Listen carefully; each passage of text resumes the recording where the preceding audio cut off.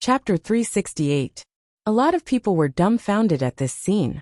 He was clearly very accurate when he hit the target with a single shot, but when he fired consecutive shots, he became a master of aiming. So what on earth was this? In the end, it was because Jiang Bai's father had cast a huge shadow over his childhood. In order to practice his kitchen knife flying skills, he had made Jiang Bai hold a kitchen knife and fly it at living people. Anyone would probably go crazy. Jiang Bai's practice targets were genuine cultivators and wouldn't be killed by a child's kitchen knife flying. But the crux of the problem was that Jiang Bai didn't know what a cultivator was when he was a child. After all, not everyone could automatically learn and accept all kinds of information as soon as they were born like Wang Ling. Most children didn't have the concept of cultivators in their childhood, but they knew very well that being cut by a kitchen knife would cause bleeding and injury. Thus, Jiang Bai had been tricked by his father, Jiang Haifu, into practicing kitchen knife flying from a young age. In order not to hurt people by accident, Jiang Bai had shown his amazing talent at that time. But Jiang Bai's father probably never thought that he would train his son to become a master of aiming. As expected, consecutive shots aren't very good. Teacher Yi sighed, feeling a little pained. Indeed, a person was more nervous when they fired consecutive shots than when they fired single shots, and it was easier for them to become emotionally unstable. The key was to adjust Jiang Bai's mental state when he fired consecutive shots. Unfortunately, Teacher Yi realized that Jiang Bai's childhood shadow was much deeper than he had imagined. This definitely couldn't go on. Number 59 High School and Reliance High School also had archery experts participating in the competition this time, and Jiang Bai's greatest characteristic was his high accuracy and stability when he fired single shots.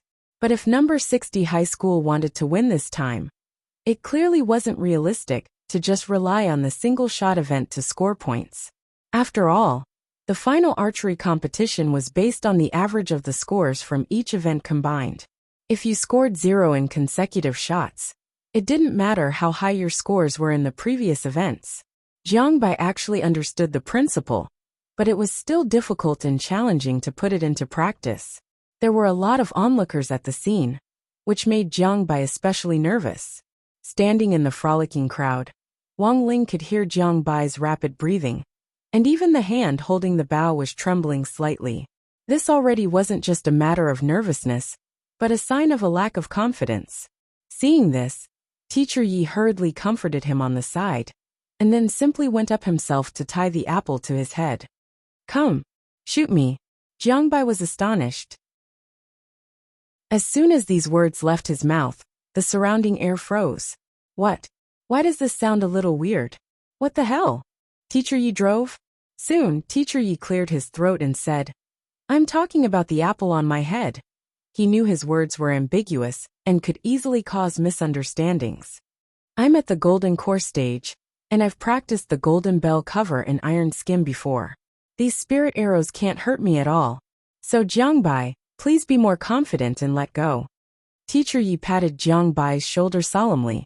Indeed, given Jiang Bai's cultivation base, the damage that his spirit arrows could inflict on Teacher Yi was very limited. If they struck his skin, it would be no different from a mosquito bite. But he knew that there were risks involved. The physical defense of the golden core stage was actually not complete. There were still flaws in some areas, such as the eyes. This was a very vulnerable area. Then, Teacher Yi walked to a place about 50 meters away from Jiang Bai. Jiang Bai took a deep breath, drew out 6 spirit arrows from his quiver, and slowly knocked them onto his bow. In the distance, Teacher Yi held the apple on his head. "Don't be nervous. These spirit arrows can't hit me at all. Just treat it as a single shot." Jiang Bai's breathing was very rapid, and he was a little absent-minded when he shot the spirit arrows. When he came back to his senses, the 6 spirit arrows had already pierced through the air one after another. In that instant, Wang Ling had already seen their trajectories. Sure enough, they had perfectly avoided Teacher Yi and the apple on his head.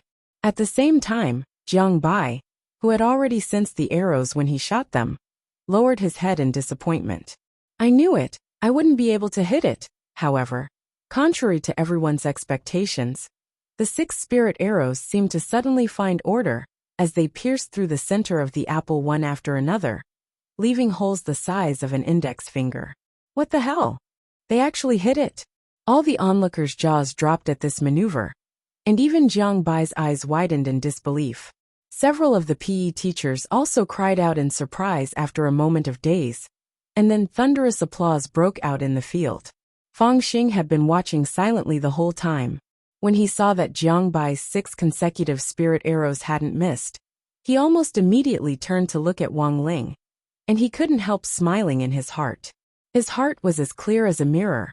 Although Wang Ling looked like he wasn't going anywhere in the end, he still couldn't help interfering.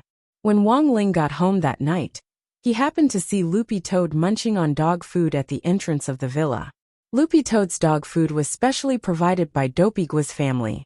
There were still several packets of New Orleans fly-flavored dog food that Mother Wang hadn't eaten yet, and it seemed like she was in a particularly good mood today. Not only did she double Loopy Toad's portion, she even mixed in a lot of large meat flies, which Loopy Toad ate to its heart's content. But because the insect smell was too strong, Loopy Toad could only eat at the entrance. It was only later that Wang Ling learned that Mother Wang had bought these large meat flies from a peddler who sold insect food when she was shopping for groceries. Nowadays, insect cuisine wasn't a rare thing. Every major restaurant even had their own exclusive insect feast list. There was nothing a restaurant couldn't do if you couldn't think of it.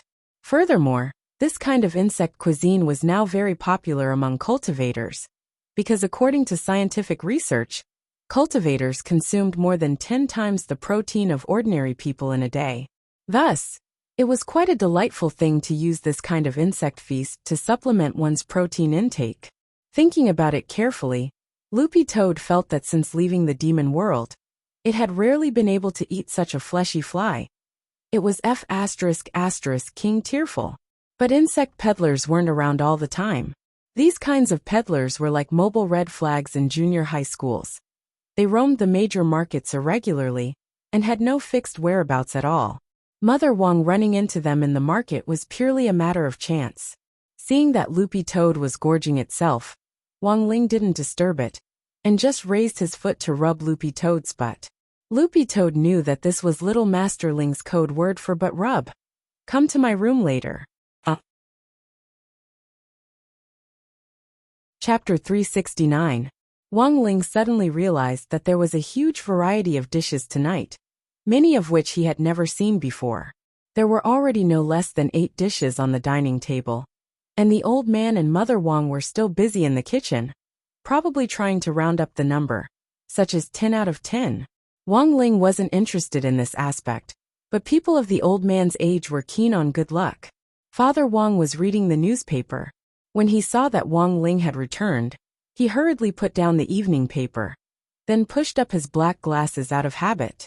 Starting today, your grandfather will be preparing for a cooking duel with Jiang Haifu, the head of kitchen knife sect.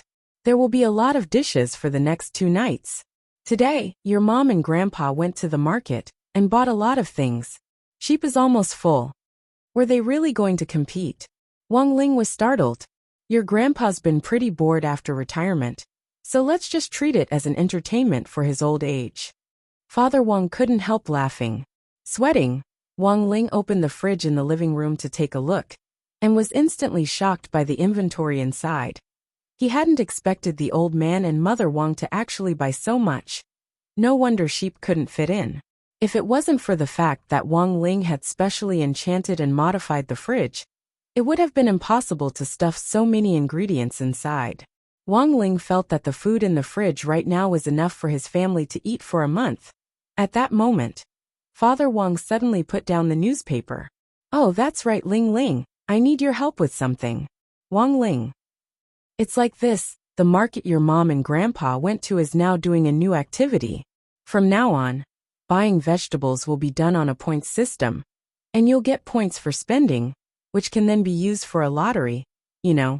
Father Wang pushed up his glasses, and Wang Ling saw that the lenses were reflecting light. Wang Ling understood. It turned out that this was his way of drawing a lottery. Father Wang handed the phone to Wang Ling. Look, This is how much your mom and grandfather spent today. They now have 30,000 points in total. A normal draw costs 100 points, an intermediate draw costs 1,000 points, and an advanced draw costs 10,000 points. The corners of Wang Ling's mouth twitched as he stared at the screen. His hand was going to get crippled from drawing 100 yuan in an ordinary lottery draw. Furthermore, the prizes were extremely shitty, because the software for the lottery was designed in the shape of a spinning wheel, and the needle counted wherever it pointed to. The better the prize, the smaller the proportion of the wheel on the spinning wheel. On the other hand, half of the spinning wheel in the ordinary lottery draw was "thanks for playing," while the best prize was actually a reading machine. On the other hand, the intermediate lottery gave him a bunch of coupons and discount coupons from the major stores in the market. So from the very beginning, Father Wang had set his sights on the advanced lottery draw, because there wasn't such a shitty "thank you for playing" option. Furthermore, among the 5 options on the wheel, 3 of them didn't have a clear prize, but had a question mark written on them. Most importantly, the proportion of these question marks was getting smaller and smaller. Father Wang felt that there was an 80 to 90% chance that there was something good inside. Buying groceries this time had cost Father Wang almost 3 days' worth of royalties. Now the most important thing was to cut his losses. Although even Father Wang himself didn't know what he would get, humans were curious creatures. Under normal circumstances, he wouldn't play card games like that. Because every time he drew a lucky draw, it would always be a golden legendary card, which was very boring. There were at least 100 to 1,000 characters in a card game, and gold cards usually accounted for 5 to 10% of the total. This was the most difficult type of card to draw, but every time Wang Ling played this type of game, as long as he got the hang of it, he would be able to fill up a gold card in the shortest possible time. Thus, Wang Ling felt that this kind of card game wasn't as challenging as collecting the water margin cards from crispy noodle snacks. In fact, whether it was drawing cards or a lottery draw, it was all the same to Wang Ling. However, he wasn't born with luck, and this required the 3,000 great spells, the Great Fortune spell. This spell was an active skill, and once it was activated, it couldn't be cancelled at all. It was only after the time limit ran out that the luck attribute of the Great Fortune spell would disappear. It could only be activated again when the cooldown period was over. The most amazing thing was that this spell had an extremely short cooldown period, and could be used again in about 2 days. And the most important thing was that when the effect started, the luck attribute of the Great Fortune spell would last for a full 10 days. In some sense, as long as Wang Ling wanted to, he could use this spell continuously. But he remembered that it had been a very long time since he had used this spell for the first time. At least 7 or 8 years.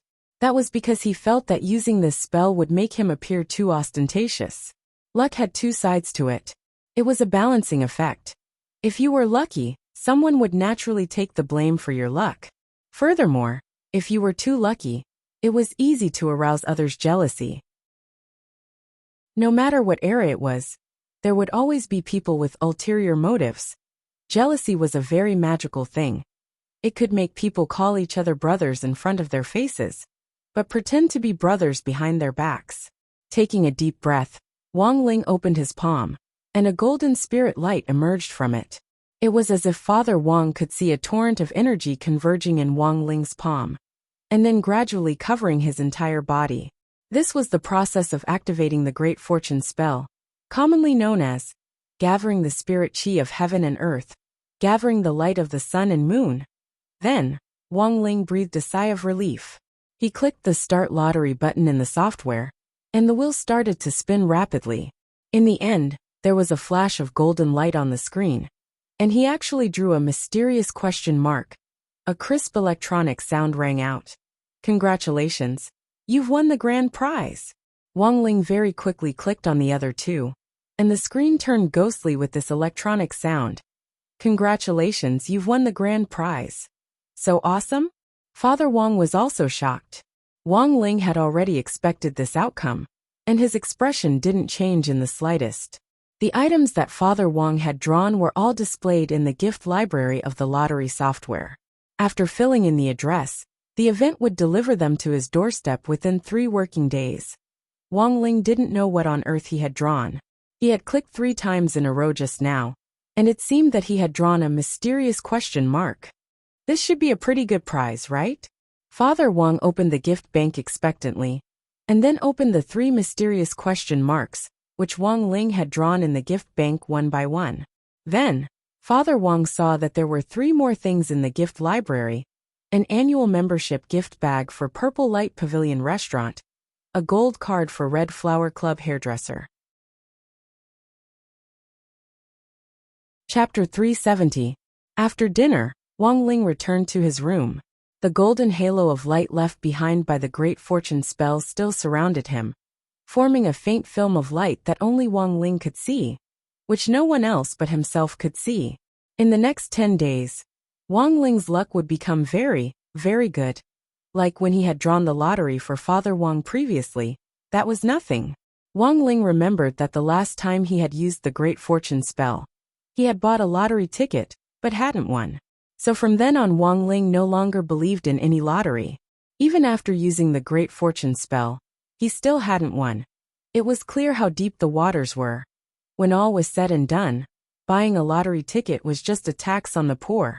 Wang Ling didn't dare say that no one had really won the lottery before. Some people had used their leftover shopping money to buy a lottery ticket, and some had been lucky enough to win several thousand yuan.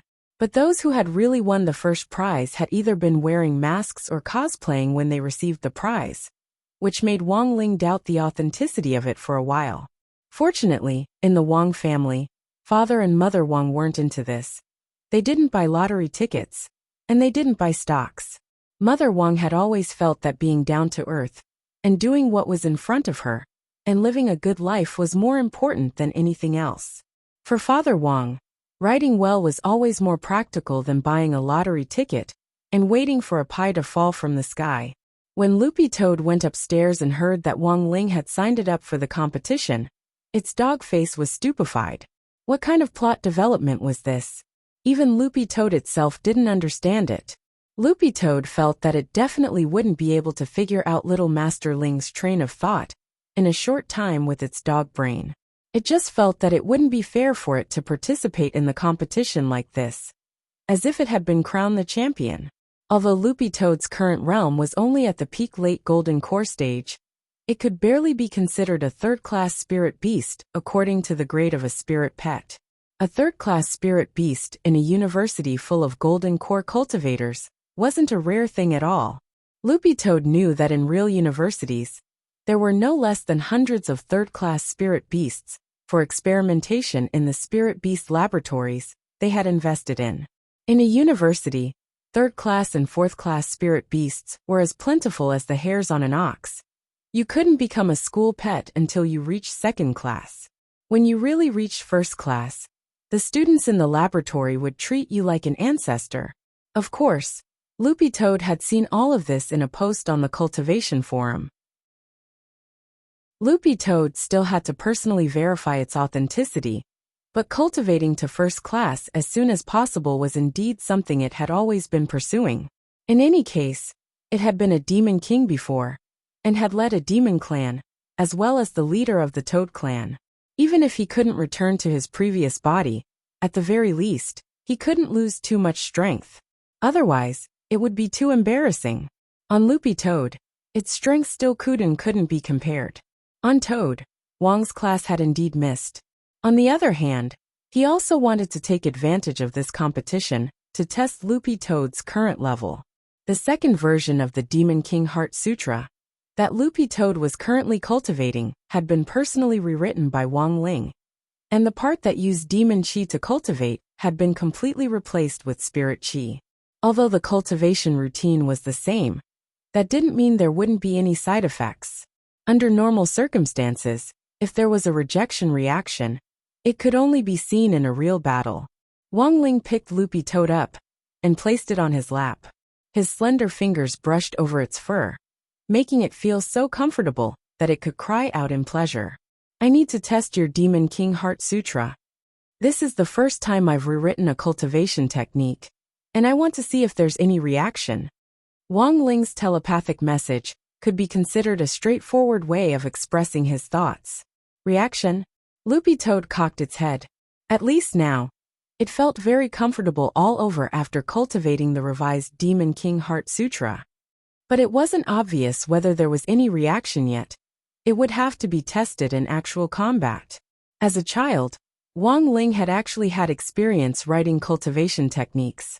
But the ones he had written before were like the novels he had written on a whim as a child, imaginative and unrealistic, and would be of little use in actual combat. When he had rewritten the Demon King Heart Sutra, for Loopy Toad back then, the Spirit Chi formula he had used to replace Demon Chi in this Demon King Heart Sutra was actually related to another Immortal King Heart Sutra that he had written in secret. The Immortal King Heart Sutra was a cultivation technique that Wang Ling had planned for a long time. And of course he had taken a long time to write it. Wang Ling roughly calculated that it had already been 8 years since he had the idea when he was 8 years old. The main point was that this cultivation technique hadn't been completed yet, and it was still in the beta stage. Once he finished writing this technique and started cultivating it, he felt that he might be able to use this sutra to suppress his uncontrollable aura, instead of relying on the Tao Talisman on his arm. As Wang Ming had said, the Tao Talisman's ability to suppress him was getting worse by the day. This situation was similar to that of hospital patients who had been given too many antibiotics. Everything had to be taken in moderation, and once it was taken too much, the body would naturally develop the ability to adapt. Do you think it's possible for you to cultivate to become a holy beast? Wang Ling suddenly stared at Loopy Toad and picked the dog up. I don't think that's possible. Loopy Toad's face was full of shock, and then it couldn't help smiling bitterly. It wasn't that easy to cultivate to become a holy beast. According to the ranking system of spirit beasts, above first-class spirit beasts were actually holy beasts. To cultivate to become a holy beast, the most important condition was the heart of a holy beast. According to ancient records, a sacred beast's beast heart could actually be cultivated. However, the cultivation method had long been lost, and most holy beasts basically walked the hereditary path. This thing couldn't be mutated, and there was no way to buy it for a transplant. Thus, for most spirit beasts nowadays, cultivating to first class was their #1 goal. As for cultivating to become a holy beast, it was like some real estate mogul making a small goal of 100 million first. It was simply a fantasy. Furthermore, were there still holy beasts nowadays? Loopy Toad doubted this. Even if there were, most holy beasts had already chosen to disappear. In the era when holy beasts still existed, cultivators who believed that a holy beast's heart could help them pursue heavenly Tao had done plenty of foolish things to fight for it, and had even started a war. But then again, if they could really cultivate to become a holy beast. Chapter 371. In the beginning, Loopy Toad hadn't been able to adapt to its synthetic body in various ways, and had a deep fear of modern human cultivators living in the city. However, it later realized that integrating into this era and getting used to the pace of human life was actually a pretty cool thing. At the very least, it didn't have to toil day and night for the survival of millions of toads in Toad Country. For Loopy Toad, this could be summed up in 4 words. Annihilating its toad nature. Toads were naturally sleepy, but after becoming the demon king of a country, Loopy Toad had been thinking about its people almost all the time. It also had to think of ways to build a good relationship with the demon clan next door. It was on tenterhooks even when playing mahjong, for fear that it would say something wrong and start a war. By Wang Ling's side, however, Loopy Toad didn't feel so tired, and found a sense of belonging. Although it was a little irresponsible to think this way, Loopy Toad felt that it couldn't be blamed. It had already been 6 years since it had come to the human world, and during that time, it hadn't sensed the aura of a single member of the Toad clan. Not even the Toad clan that had come to the human world to look for it. All the toads probably thought it was already dead. 6 years had passed, which was more than enough time for the Toad clan to regroup and elect a new king through a referendum.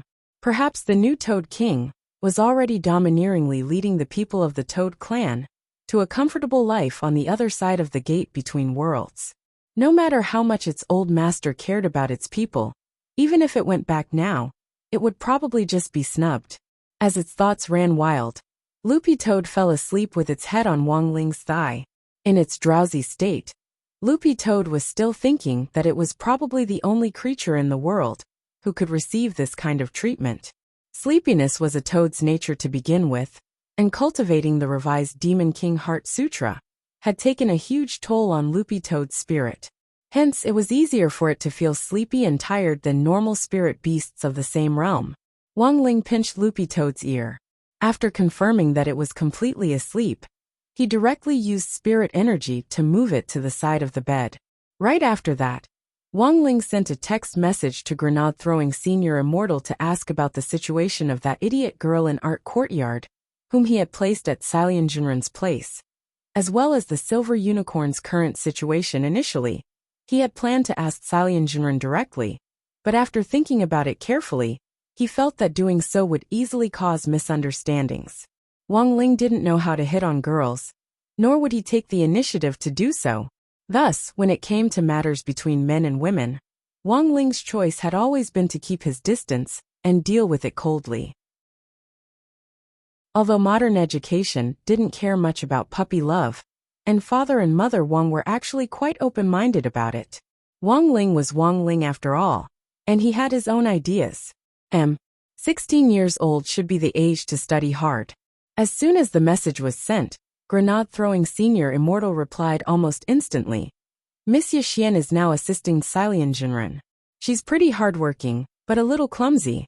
The Silver Unicorn is currently secretly in my villa. Brother Ling, is there something you need from it? Wang Ling's hand speed was godlike, as he swiftly replied on his wristwatch. Have it give me some blood. Grenade-throwing Senior Immortal. After thinking about it, Wang Ling felt that this exchange for nothing seemed a little like robbery, which wasn't very appropriate. Thus, he sent another text message. 5 packets of crispy noodle snacks. Grenade-throwing Senior Immortal. Wang Ling wouldn't budge. 10 packets. Grenade-throwing Senior Immortal. The Silver Unicorn stood next to Grenade-throwing Senior Immortal in its human form. It was a young man with long silver hair, who wore a white shirt and a pair of jeans. This was Grenade-throwing Senior Immortal's clothes. But who would have thought that it would suit the Silver Unicorn in human form? Seeing Wang Ling's offer, the Silver Unicorn almost spat blood on Grenade-throwing Senior Immortal's screen. 10 packets of crispy noodle snacks for Holy Beast blood. Why don't you just go rob someone? The Silver Unicorn couldn't take it anymore, and directly snatched Grenade-throwing Senior Immortal's phone. Big bro, even if you're offering a price, you can't do this. Holy blood is too valuable. You're ruining the market. You can't buy chicken blood like this. Wang Ling took a deep breath. 20 packets.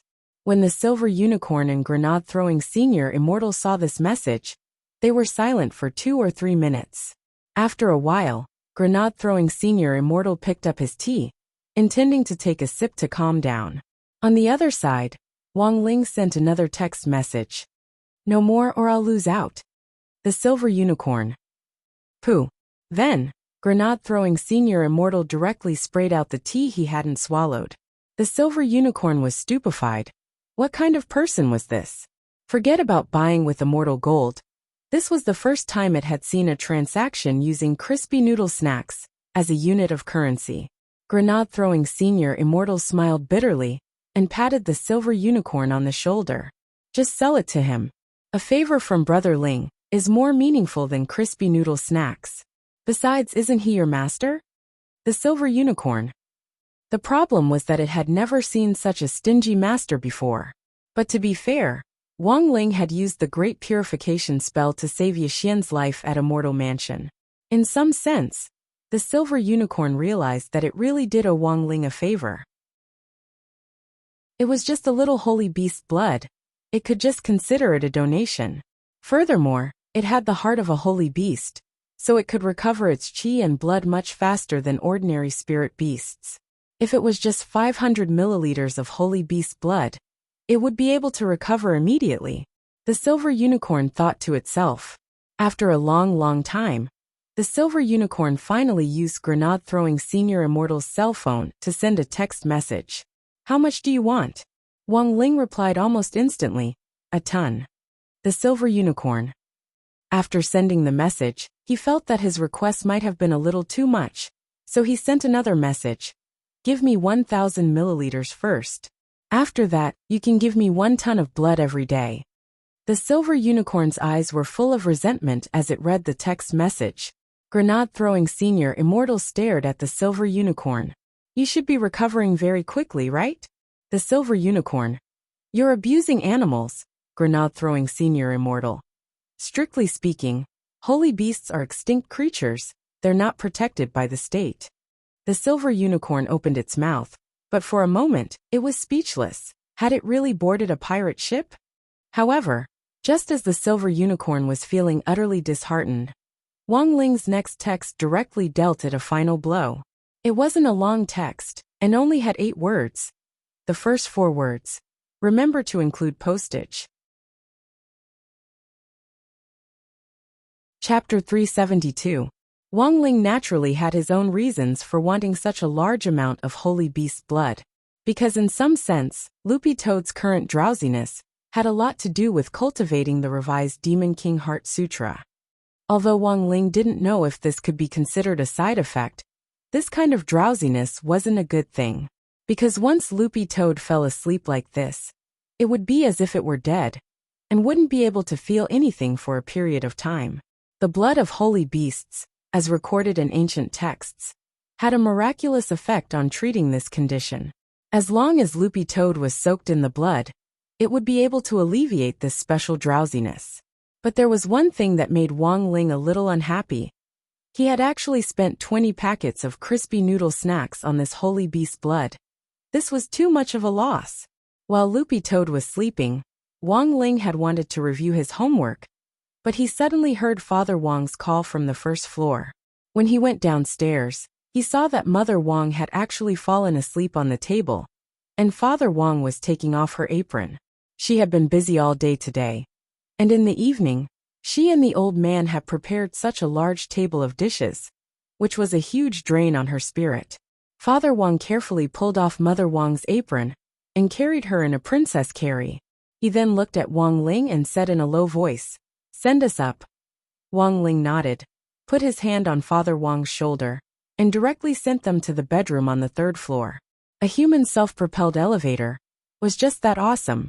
On the side, the old man couldn't help exclaiming, "This ability, it's really convenient." "Grandpa, aren't you tired?" Wang Ling tilted his head and asked the old man telepathically. "It's fine, it's your mom who's tired herself out today. She bought so much food, and she carried it all to the car on her own. In the end, I'm still getting old." The old man sighed. "Back then at Kakara Restaurant, I did all of it on my own, from selecting the ingredients, loading and unloading the goods, then moving them to the back kitchen and processing them into food. Now I can't do it without help." As he spoke, the old man's eyes were fixed on the TV screen. Wang Ling heard a male live broadcaster's loud and clear voice on the TV. "Chasing breasts in white night. Starting immediately." It turned out that the old man was watching Chasing Breasts at White Night. This was a popular TV series recently. It was about a pair of twin brothers searching for their mother. The 2 brothers' mother had passed away when they were very young, and the 2 brothers had very limited impressions of their mother. They only vaguely remembered that when their mother was breastfeeding when they were young, there was a plum blossom mark on her chest. So one day, after the 2 brothers obtained clues about their mother in a certain city, they chased after her day and night. One moved during the day, while the other moved at night. They used all kinds of methods to find their mother. Later, after the 2 brothers found their mother, they worked together to write a guide for single dogs, called 100 Ways to Undress. The old man had been waiting in front of the TV for a long time.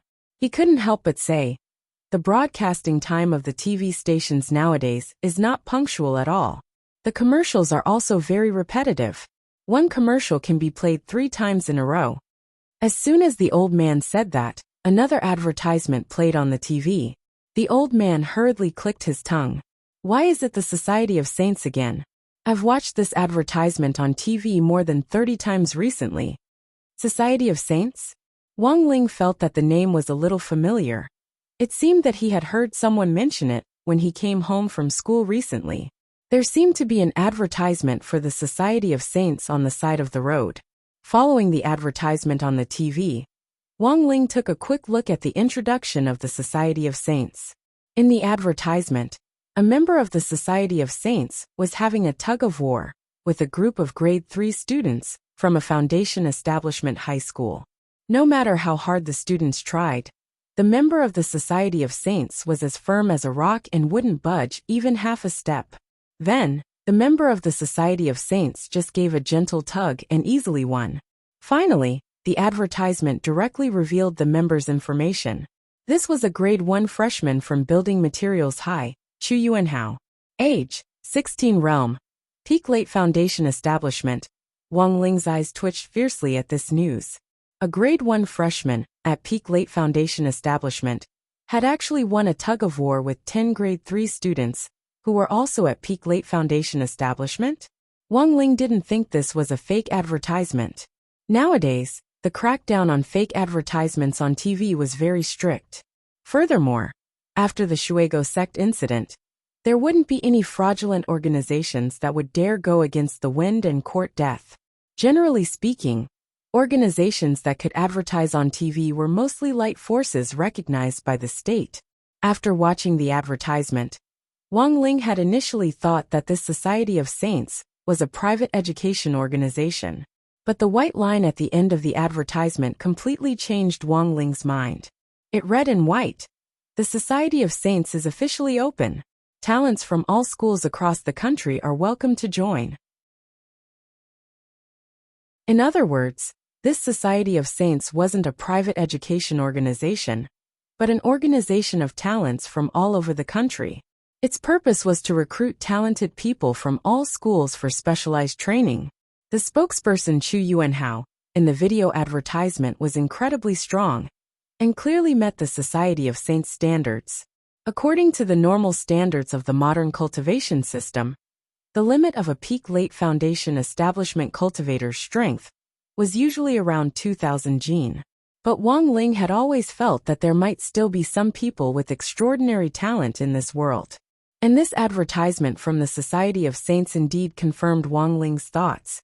It seemed that there were indeed other talented people and amazing things in this world. It was July 5th on Wednesday in the 11th week of the semester. This morning, Grade 1, Class 3 had finally resumed its usual liveliness. Super Chun, Dopey Gua, Little Peanut and the others were already at school. Although their spirits were still sealed, and they couldn't use their spirit energy, Teacher Pan felt that their studies couldn't be delayed. So last night, Teacher Pan had spared no effort to call the parents one by one to motivate them for the midterm exam. Thus, it was all thanks to her that all the students in Grade 1, Class 3 could be present today.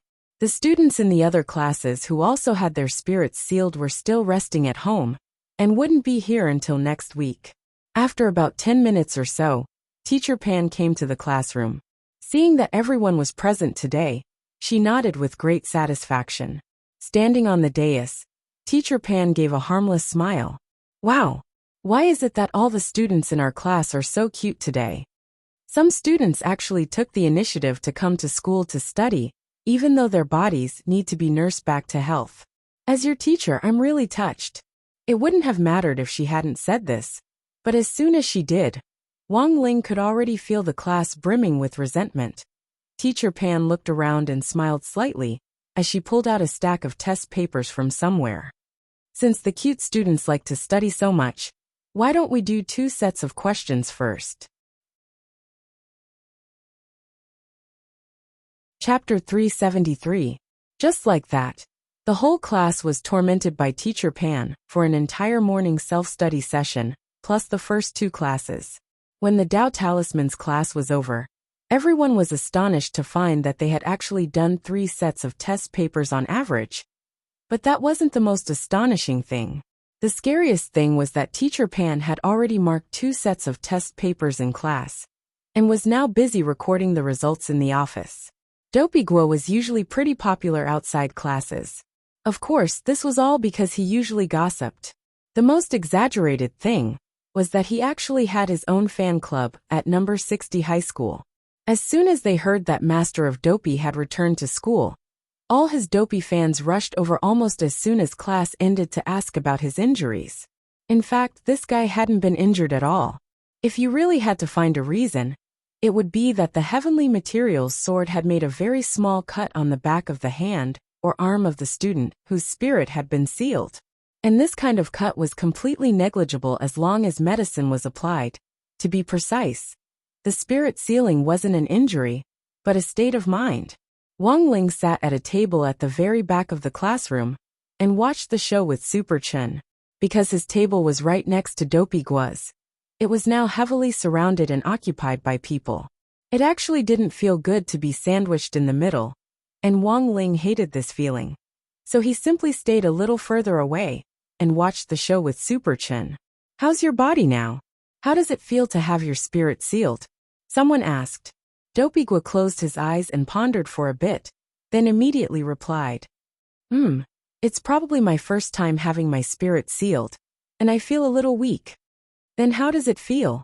Do you know what it feels like to play mahjong with 4 pissing beef meatballs stuck in a Russian nesting doll?" Wang Ling didn't quite understand the familiar description, but the upgraded version of the answer made him feel awesome. Seeing the pained expressions on everyone's faces, Dopey Gua couldn't help laughing. "I'm joking, it's actually not that serious. It just feels like I've suddenly been deprived of spirit energy. I'm just like an ordinary person now, and I'm not used to it. I can't even walk up the stairs." Actually, from the fact that his spirit had been sealed, it could already reflect the difference in physical quality between a foundation establishment cultivator and an ordinary person. In terms of cultivation talent, Wang Ling felt that Dopey Gua was actually pretty average.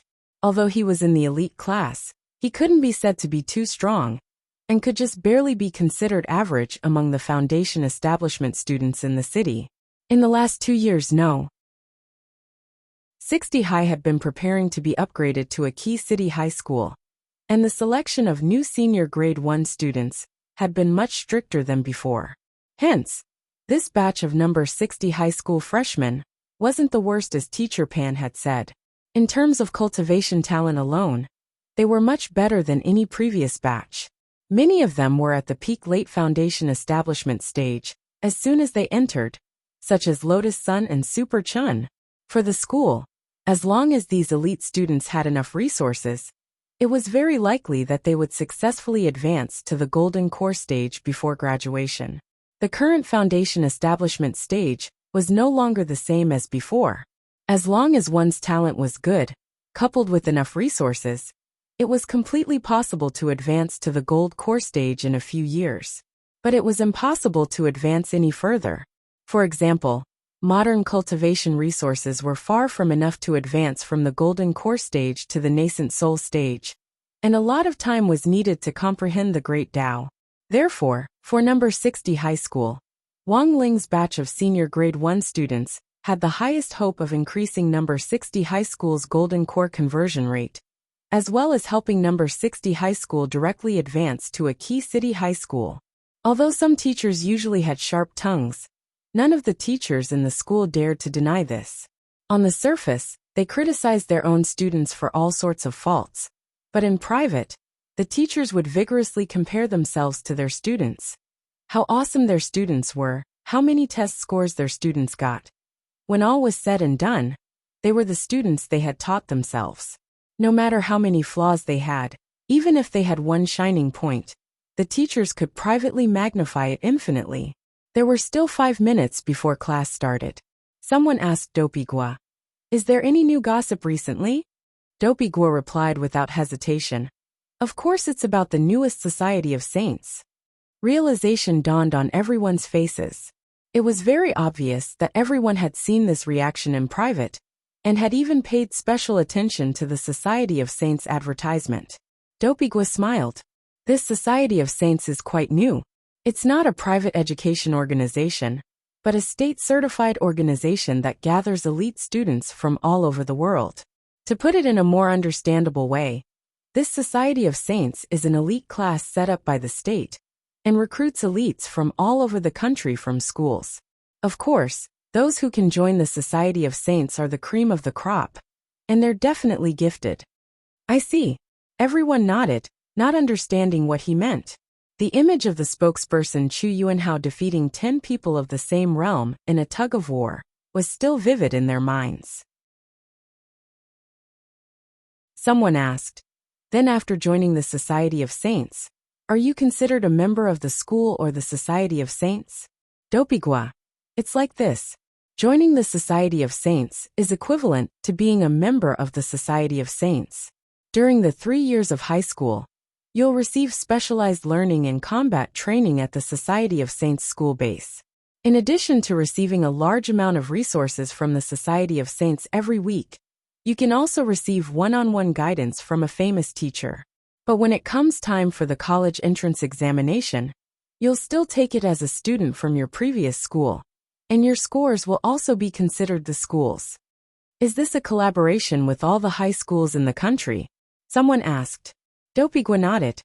You can think of it that way, but it's not that easy to join the Society of Saints. They only accept first-year freshmen, and once they like you, they'll send someone to the school to negotiate, and then go through the signing process. Of course, you can also pay a sum of money to take the exam at the Society of Saints, but you probably won't pass. Then how much does it cost? 5,000 immortal gold bars. F*CK. So expensive? Someone exclaimed. What if you don't pass? Then the money will go down the drain. Dopigwa shrugged. But as far as I know, rich parents nowadays all want to send their children there. I heard that if you can rank in the top 20 in the Society of Saints, you can get a recommendation. You don't have to take the college entrance examination, and there's no requirement to reach the golden core stage. You can go to any university you want. For a moment, everyone was in an uproar. Who on earth was running this Society of Saints? Was it that powerful?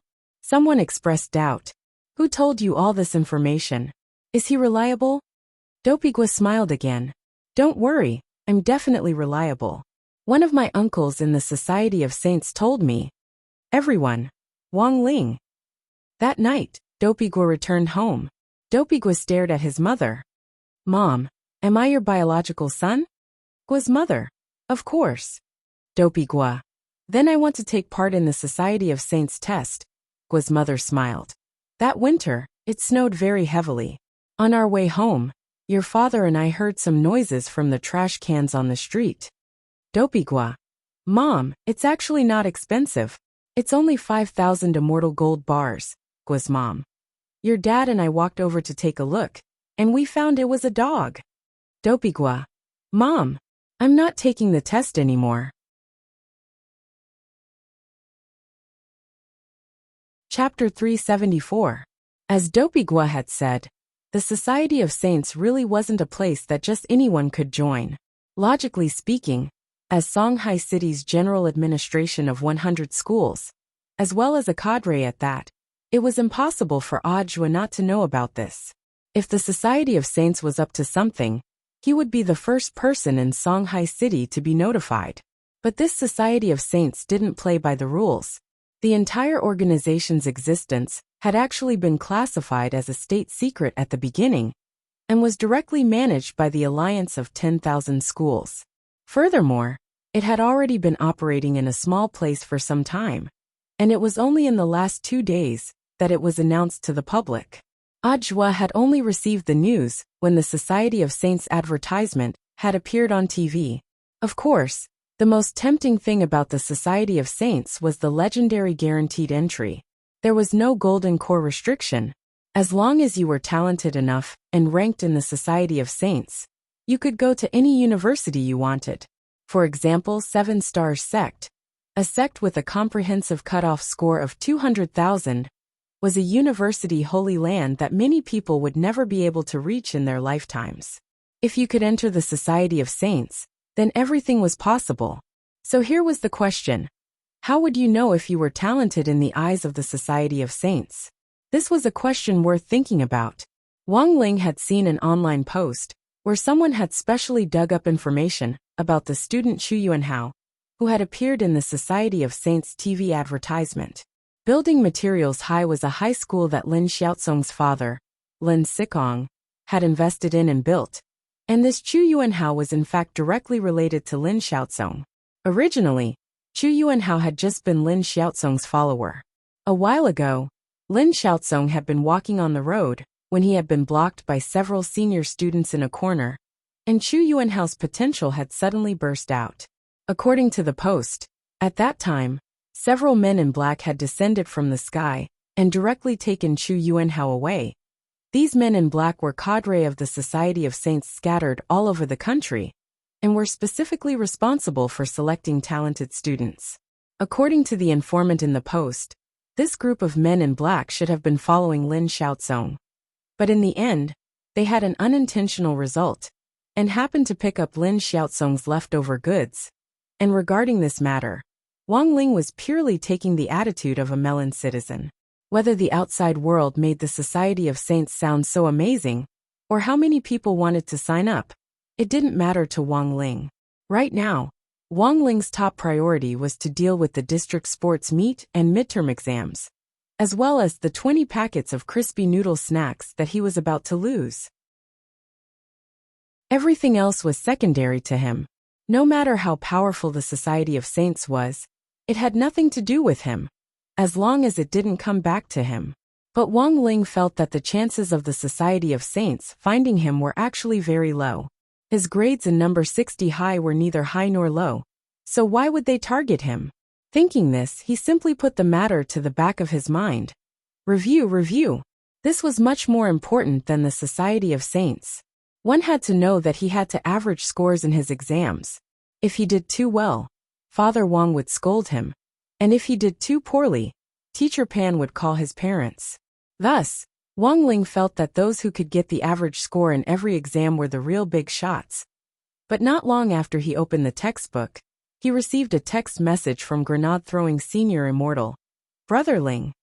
There's something I need to tell you. Wang Ling replied with a question mark. Grenade-throwing senior immortal. Well, about the holy beast's blood, I might have to wait a day. Wang Ling was about to ask why, when grenade-throwing senior immortal replied with another text message. I prepared a basin for little Silver today, and he was about to let the blood out. In the end, he said something about holy beast blood having to be let out under the midday sun. So he took the basin and knife outside to let it out. Seeing this, Wang Ling seemed to have already predicted the outcome. Sure enough, the second half of the text message read. Then, the residents nearby saw little Silver slit his wrist and let out the blood. He's now in the detention center, and the police are trying to persuade him. Wang Ling. 7 o'clock in the evening, Songhai City's Anning District Cultivation Police Station. Little Silver was facing a police officer. His right wrist had already been disinfected and bandaged simply, when it had been discovered that he had slit his wrist. Little Silver's holy beast blood had already accumulated to fill half a basin.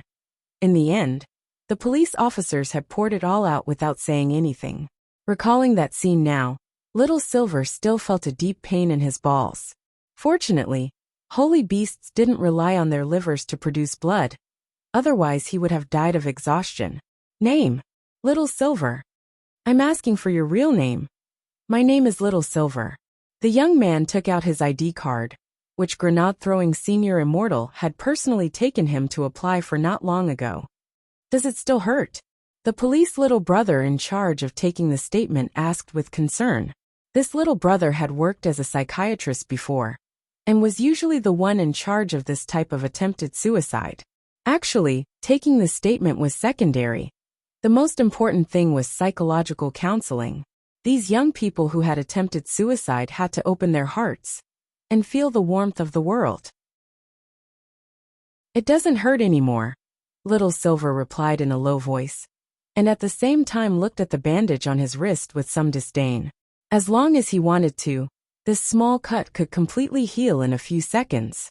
On the way to the police station, in order not to give himself away, he had watched the police bandage his wound before activating the healing mechanism, and there had been a lot of blood during the bandage. When can I leave? Little Silver raised his head and stared at the police officer with flickering eyes. However, The police little brother didn't fall for it at all. There's no point in acting cute. You have to explain clearly why you wanted to kill yourself. Little Silver muttered in a low voice, his expression a little resentful. It's all because of those 20 packets of crispy noodle snacks. Hearing this, the police little brother almost threw his pen away on the spot. What did you say? Little Silver. I mean because I didn't get the card I wanted out of the 20 packets of crispy noodle snacks. So, the police little brother continued to be astonished. Just because of that? That's why you thought of suicide? Little Silver. What else? The police little brother. About an hour later, Grenade-throwing Senior Immortal arrived at the police station. Grenade-throwing Senior Immortal. Hello, I'm here to bail someone out. In front of the reception desk, a police officer looked at him with a smile. Who are you bailing out? Give me a name. Grenade-throwing Senior Immortal. Little Silver. Oh, that young man who looks like he's a mixed blood. He was indeed at our police station because of an attempted suicide before. The police officer said. Grenade-throwing Senior Immortal. What about now? Police officer. Go to the psychiatry department in the independent ward of 2nd Hospital. Chapter 375. After seeing Little Silver's miserable experience, Wang Ling was speechless for a long time. When all was said and done, a holy beast was still too honest. It would be strange if no one noticed such a strange action of cutting one's wrist and letting out blood in broad daylight. If Loopy Toad could cast an invisibility spell or set up a barrier, things wouldn't be so troublesome. It looked like the matter of the holy beast's blood would be delayed for 2 days because of this accident. Wang Ling sighed in his heart, but he actually wasn't in a hurry. Loopy Toad's soul was actually still in a long period of adaptation to its current body. Apart from cultivating the new version of the Demon King Heart Sutra, symptoms like lethargy were a sign that the body was still adapting to the new body. The holy beast's blood was like a catalyst that could greatly shorten the time it took for the body and soul to adapt. This wasn't a situation unique to Loopy Toad. When a soul entered a new body, it would definitely go through a long period of adjustment, which was unavoidable for everyone. For example, the old devil who had borrowed the body of the master of Shadowstream, or the delivery little brothers who had suffered at the hands of the old devil back then. Although insurance companies had already successively created brand new lotus root bodies for these little brothers, it wasn't easy for them to truly adapt. For these delivery little brothers, even simple actions like shaking hands and hugging had to be done very carefully at the very beginning. Lotus root bodies were especially brittle before they got used to it, and if they weren't careful, they could break their arms and pull out a bunch of lotus roots. Just thinking about it was frightening. It was already past 8 o'clock in the evening. Wang Ling revised for a while, then couldn't help taking out his wristwatch. Nowadays, all kinds of electronic products were really quite simple. People couldn't control their hands, and always wanted to take them out for a look. In the morning, the Society of Saints incident hadn't completely blown up, and had only spread widely in school. At this point in time, Wang Ling was surprised to find that this Society of Saints was already trending. All the major news media, even the space, and the special trending topics at the top of the list were related to Society of Saints. But Wang Ling didn't click on it, and instead chose to ignore it. Then, he opened the class group chat, and unsurprisingly found that it had also fallen into the hands of the students. Discussions about this Society of Saints were getting more and more enthusiastic, as if everyone was gifted and could be signed by the Society of Saints at any moment. After all, the temptation of a guaranteed spot was really too great. After graduating from high school, if he could successfully enter the university he wanted to go to, his life would be more than half complete. As mentioned before, in modern cultivation, the cultivation time between the building foundation stage and the golden core stage was extremely short. As long as one was talented enough and had enough resources, a breakthrough in a few years was not a problem at all. However, advancing from Jindan to Yuaning was different. At this time, a very good life mentor was needed, and this kind of opportunity could only be encountered in those famous universities. Of course, Wang Ling felt that none of this had anything to do with him. While Wang Ling was browsing online, Teacher Yi suddenly sent him a private message. Classmate Wang Ling, this is the competition form for the Battle of Soul Pets. When you have time, fill it out and send it to me. There are templates in the competition form, and these are spirit beasts that have already been selected by other schools. You can take a closer look at them. Then, Teacher Yi directly sent him the spreadsheet. Oh, that's right, student Wang Ling. All the spirit beasts participating in the Battle of Spiritual Pets need a certificate of their aptitude. When you come to school later, just give me a copy. To be honest, if it wasn't for Teacher Ye's physique, Wang Ling would have completely forgotten about this. Until now, Loopy Toad hadn't had its aptitude assessed by a proper organization. But it sounded troublesome. Loopy Toad could just take the test itself later. After that, Wang Ling opened the spreadsheet and directly flipped to the last few pages of the templates. This was the competition form for the Battle of Soul Pets, event in the district sports meet between number 59 High School and Reliance High School. Both schools had already selected spirit beasts suitable for the battle. This time, the spirit beasts of both schools were provided by their own students. Number 59 High School would be sending out a combat spirit beast called Jinbei. Its owner was the famous delinquent He Buffing, who was currently in the process of turning over a new leaf. The information on Jinbei on the form was quite comprehensive. Name: Jinbei. Age: 300. Rank: Level 4 Spirit Beast Species. Golden Back Gorilla. Personality: docile, kind and pleasant. Hobby: Banana's special characteristics: when it sees bananas, it will go on a rampage. After looking through the information, Wang Ling noticed that there was a photo of Jinbei in the upper right corner of the spreadsheet. Although this golden-back gorilla was already 300 years old, it was still considered a teenager in its family. All spiritual pets basically had a contract, and usually spiritual pet contracts could be inherited through direct blood relations. Thus, Wang Ling speculated that the one in He Bufing's hand was probably a family heirloom. There were actually a lot of golden-back gorillas in the world of spirit beasts, so they couldn't be considered rare. But in the world of spirit pets, they were priceless, and very few people would keep such a gorilla as a pet at home. This also indirectly confirmed that He Bufing's family conditions were actually pretty good, but it wasn't clear exactly how good they were. Apart from He Bufing's golden-back gorilla this time, Reliance High School had also brought out a ferocious spirit beast, a land shark. Furthermore, it was a third-class one. Its owner was Aluminum Tree, one of the 3 tree brothers whom Teacher Yi had mentioned last time. Land sharks were fairly rare aggressive spirit beasts that could live on land and water, but while they were aggressive, they were very easy to tame. If you could raise a land shark cub from a young age and feed it meat and potato chips every day, its loyalty would definitely go through the roof. While it was true that land sharks were indeed very strong, they also had a fairly big flaw, and that was that they ate a lot. This species of spirit beast loved to eat, and not only did they like to eat, they were also very picky about what they ate, and normal people couldn't afford to keep them at all. Looking at this spreadsheet, Wang Ling couldn't help sighing in his heart. It turned out that the 2 opponents he had run into this time were both nouveau riches. In contrast, Wang Ling felt that Loopy Toad was really a lot easier to raise. It wasn't big, and apart from being easy to carry around, it also saved on food. The most important thing was that when you were tired from doing homework, its green fur always gave you a feeling of spring.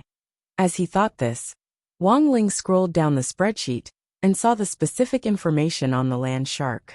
Name: Aluminum Small Fish. Age: 233 years. Rank: 3rd class spirit beast. Personality: loves water, walks, gluttony. Ferocious. Hobbies: all kinds of meat and potato chips. Special characteristics: it won't move if it doesn't eat.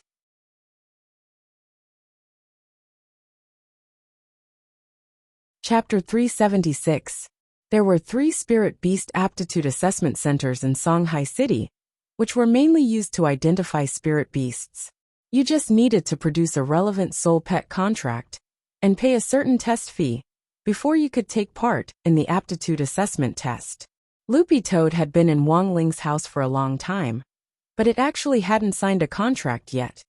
because this kind of contract was actually meaningless to both Wang Ling and Loopy Toad. A soul pet contract existed, so that when a soul pet went out of control, the owner could use the power of the contract to forcibly suppress it and restrain it. But as a pet under Ling Zhenren, this kind of contract was basically useless. First of all, it was impossible for Loopy Toad to go out of control, and it was even more impossible for it to resist Wang Ling. Wouldn't that be deliberately making things difficult for itself? But in order to participate in the Spirit Beast Aptitude Assessment Center's test this time, Wang Ling and Loopy Toad had signed a contract last night, and then Loopy Toad had left with it. The Toad clan had a space-swallowing spell.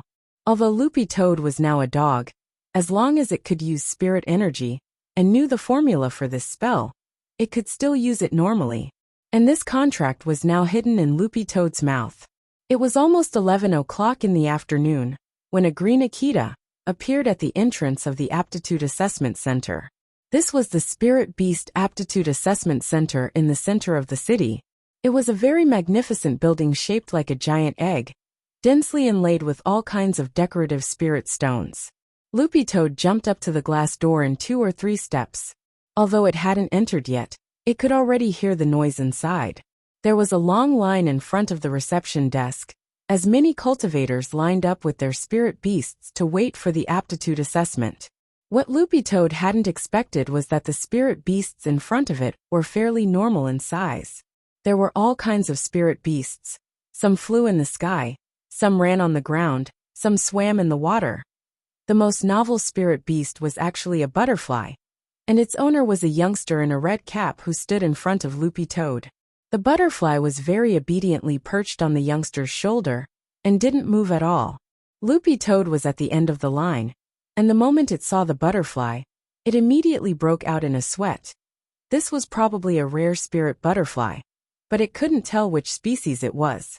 The classification of spirit beasts in the cultivation world was really too complicated, and there were all kinds of strange things. Generally speaking, whether a spirit beast was good or bad depended on its strength. As long as one was strong enough, even a spiritual ant could be called a king. Nowadays, there were quite a few cultivators who relied on the spirit beasts they raised to travel all over the country to participate in spirit pet competitions to make money. This was a new industry, and the Spirit Beast Qualification Appraisal Center was born to serve this industry. On the one hand, it could link up with pets with intelligence competitions all over the country to provide the government with accurate data of spirit beasts. On the other hand, it could also make a record of the spirit beasts in captivity all over the country. In case something happened, the appraisal center could directly contact the owner. While it was in line, Loopy Toad saw the youngster in the red cap, standing in front of it, suddenly look at it. "Did you come by yourself? Where's your master?" Loopy Toad looked up at the clock in the main hall of the Qualification Assessment Center and directly replied, "He's in class." In the end, this reply didn't matter, but all the spirit beasts and their owners in the line nearby looked at Loopy Toad in utter astonishment. Even the security guards who were responsible for maintaining order in the line, and the managers of the Qualification Assessment Center were stunned. Holy shit! This green-furred dog could actually talk? Generally speaking, only second-class spirit beasts had a rudimentary language system, right? Under normal circumstances, only the owner who had signed the contract with the spirit pet could understand the words of a spirit beast that had not reached the second stage. The youngster stared at Loopy Toad in utter astonishment. "You can talk? You're second class?" Loopy Toad was very modest. "Second class? I don't think so." The youngster was a little puzzled. "Then how can you talk?" "Loopy Toad, I can also write. Is it hard to learn?" "Everyone." The youngster took a deep breath. He had initially wondered which owner would be so generous as to let his spirit pet participate in the qualification assessment on its own. That was because there was a follow-up question and answer session that required the cooperation of the owner. But if the spirit pet could talk and write, there really wouldn't be a need for the owner to participate in the qualification assessment. This youngster was actually the kind of cultivator who specialized in raising spirit beasts, and then took them to competitions all over the country. So the moment he saw Loopy Toad, he was instantly captivated. He felt that this green-furred dog wasn't just ordinarily handsome, a spirit beast under second class that could talk and write. What kind of breed was it? The youngster was extremely curious about Loopy Toad, and straightaway crouched down and stretched out his hand. Hello, let's get to know each other. I'm Wei Ji from Jinshin Town. You can call me Little Ji. Loopy Toad was blank, feeling like it had heard this line somewhere before. But it still put its paw on the youngster's hand out of courtesy. This youngster called Wei Ji looked very excited. Were you born with green fur? Loopy Toad nodded its head. Sort of. Actually, Loopy Toad had long wanted to ridicule its green fur. Although it had been a demon king in its past life, it had always behaved itself, and hadn't done anything outrageous. The biggest crime it had committed in its life was probably when it had descended into the gate between worlds 6 years ago. Some people might not believe it, but at that time, it had been pushed out by the combined efforts of the other demon kings. In the end, it had turned into a box as soon as it landed. Apart from that incident, Loopy Toad felt that it was a pretty honest toad. But when Teacher Pan had fused it with a dog and turned it into a green-furred Akita, Loopy Toad had actually despaired in its heart at that time. Who hadn't made mistakes when they were young, but was there a need to turn themselves into the color of forgiveness? This might not have been a big deal to other people, but for Loopy Toad, it was a real pain in the ass. Because of this youngster called Wei Ji's sudden change of pace, Loopy Toad noticed that more and more eyes were now focused on it. Even the staff responsible for boarding the plane at the front desk stared at it with strange expressions on their faces. When it was Wei Ji's turn to fill in the identification form, he looked at Loopy Toad with some concern in his eyes. Do you want me to fill it out for you? It's not convenient for you to hold the pen with your dog paw, right? Loopy Toad shook its head. No need, I can do it myself. Wei Ji and the staff at the front desk were startled. Then, Wei Ji gave Loopy Toad a data form and a pen, and he couldn't help laughing. This is the first time I've seen a dog write. Loopy Toad skillfully picked up the pen. In fact, it wasn't so much holding as using spirit energy to suck the pen into its paw. This was a posture that Loopy Toad had specially studied, and it was easier to hold the pen back and forth. When Loopy Toad started to fill in the form, a lot of the people in the queue couldn't help watching.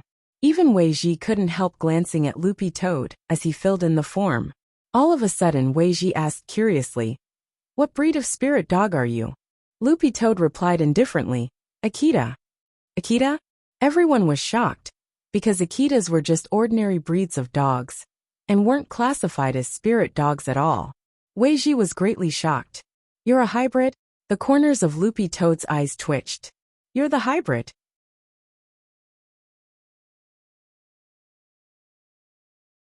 Chapter 377. Lying on the ground, Loopy Toad finished filling out the registration form.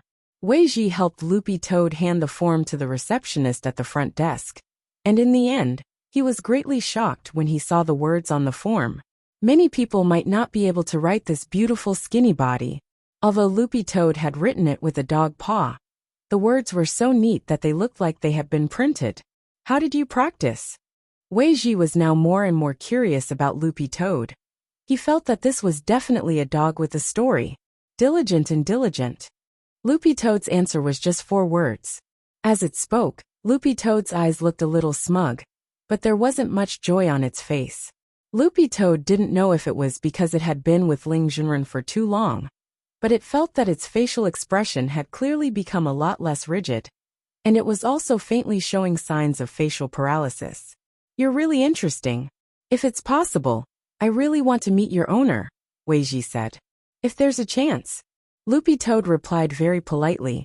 From this reply, Wei Ji instantly understood that if he wanted this strange green-furred Akita to help him meet its owner, it would be impossible.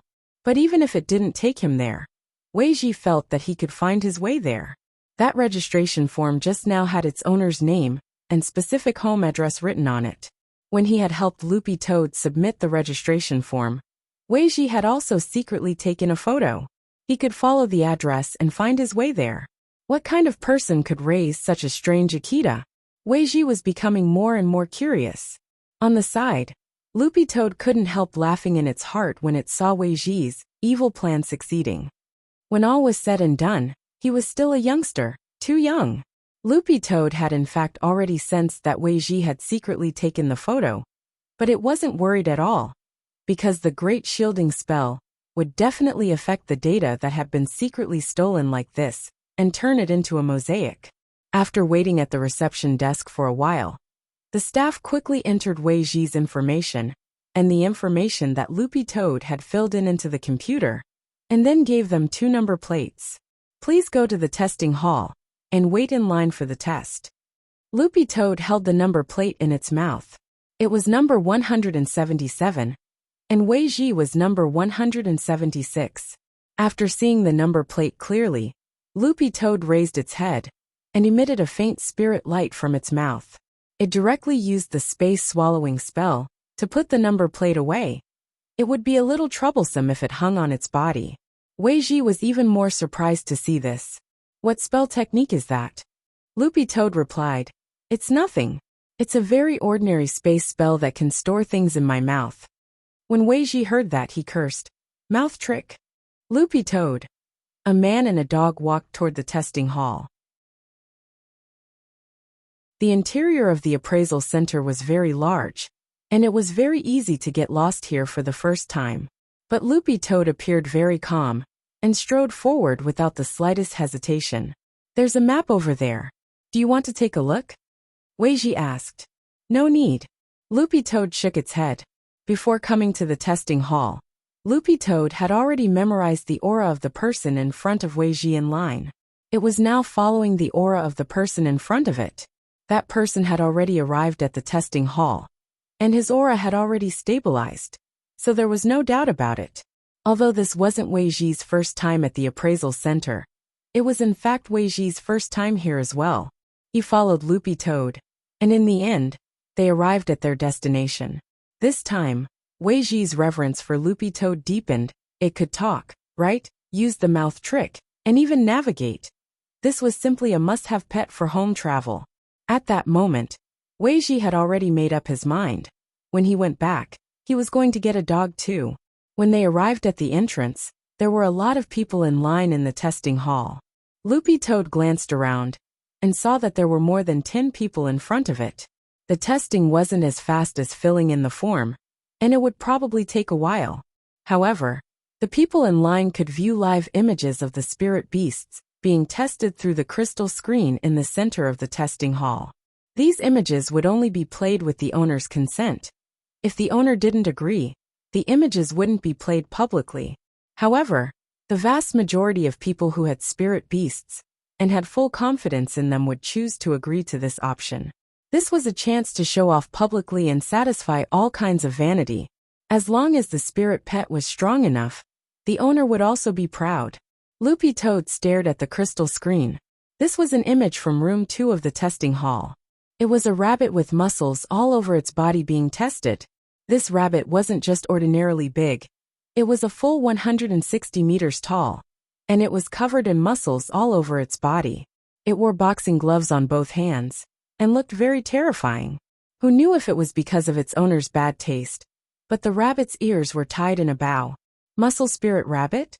Wei Ji recognized the breed at a glance, and then began to observe the rabbit. The color of its fur isn't bad. It's also very muscular. I'm guessing it's at least 4th class. It's a spirit beast with high attack speed and strength. It's at 6th class in its infancy, and can rise to 3rd class at the highest. But it's quite difficult to raise it, since it's very susceptible to illness in its infancy. The advantage is that once it's raised, it's very loyal, and it's suitable for all kinds of battles. Loopy Toad nodded its head slightly. It hadn't expected Wei Ji, who looked so young, to actually know so much. Wei Ji crouched down next to Loopy Toad and smiled slightly. I'll tell you a secret in secret, Loopy Toad. Wei Ji, this rabbit has already been sterilized. Loopy Toad. Wei Ji sighed and said, apart from being particularly susceptible to illness, this is the second biggest drawback of this kind of rabbit. It's very greedy. If it's not controlled and is let loose for a year, it can form a military alliance for you. Loopy Toad. One man and one dog chatted like that in front of the door. Loopy Toad tried its best not to talk during this time, and did its best to be an unobtrusive dog. But because of Wei Ji's earlier momentum, most of the people who had come to take the test today had an impression of Loopy Toad. Even as it was about to enter the testing hall, some people were still pointing at it. It wasn't long before it was finally Wei Ji's turn. "Brother dog, I'll go first." Wei Ji crouched down and rubbed Loopy Toad's head as he took the opportunity to take advantage of it. Loopy Toad. Very quickly, the image of Wei Ji taking the test with the spirit butterfly was projected on the screen. The first segment was a strength test. In the center of the testing room was a strength tester, which could measure the corresponding strength value by hitting it. Wei Ji's spirit butterfly flew over unhurriedly and stopped in front of the tester. Everyone stared at this scene. Roughly 2 seconds later, everyone heard a violent boom. Loopy Toad was startled when it saw the value displayed on the tester. Such a small spirit butterfly actually had the strength of 2000 gene. "Damn, what kind of spirit butterfly is this?" someone on the side exclaimed. Another person stared at the screen and said hesitantly, "It looks like a pushing large butterfly?" Pushing large butterfly? That's right. This type of butterfly has a very, very thick cocoon, as big as a basketball before it matures. They have to dig their way out of the cocoon layer by layer, which is why they're called pushing large butterflies.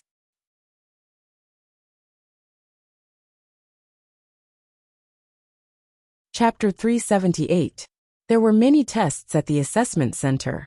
In addition to the 5 basic ability tests of strength, speed, jumping, defense, and intelligence, the most important part was the final practical test.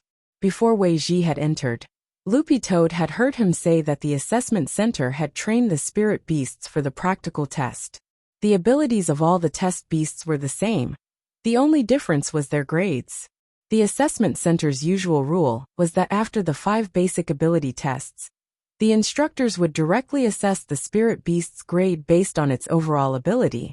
For example, if a spirit beast was assessed as a 4th-class spirit beast, it would be assigned a 4th-class test beast for practical combat in the final segment. If the spirit beast won, its final grade would be upgraded to 3rd class, or kept unchanged based on its performance in the actual combat. But if it lost, it would be demoted by 1 level. This rule had been set when the assessment center had first been established, and could actually be considered fairly fair. The only troublesome thing was the test beast's abilities. According to Wei Ji, all the test beasts in the assessment center were spirit emperor penguins.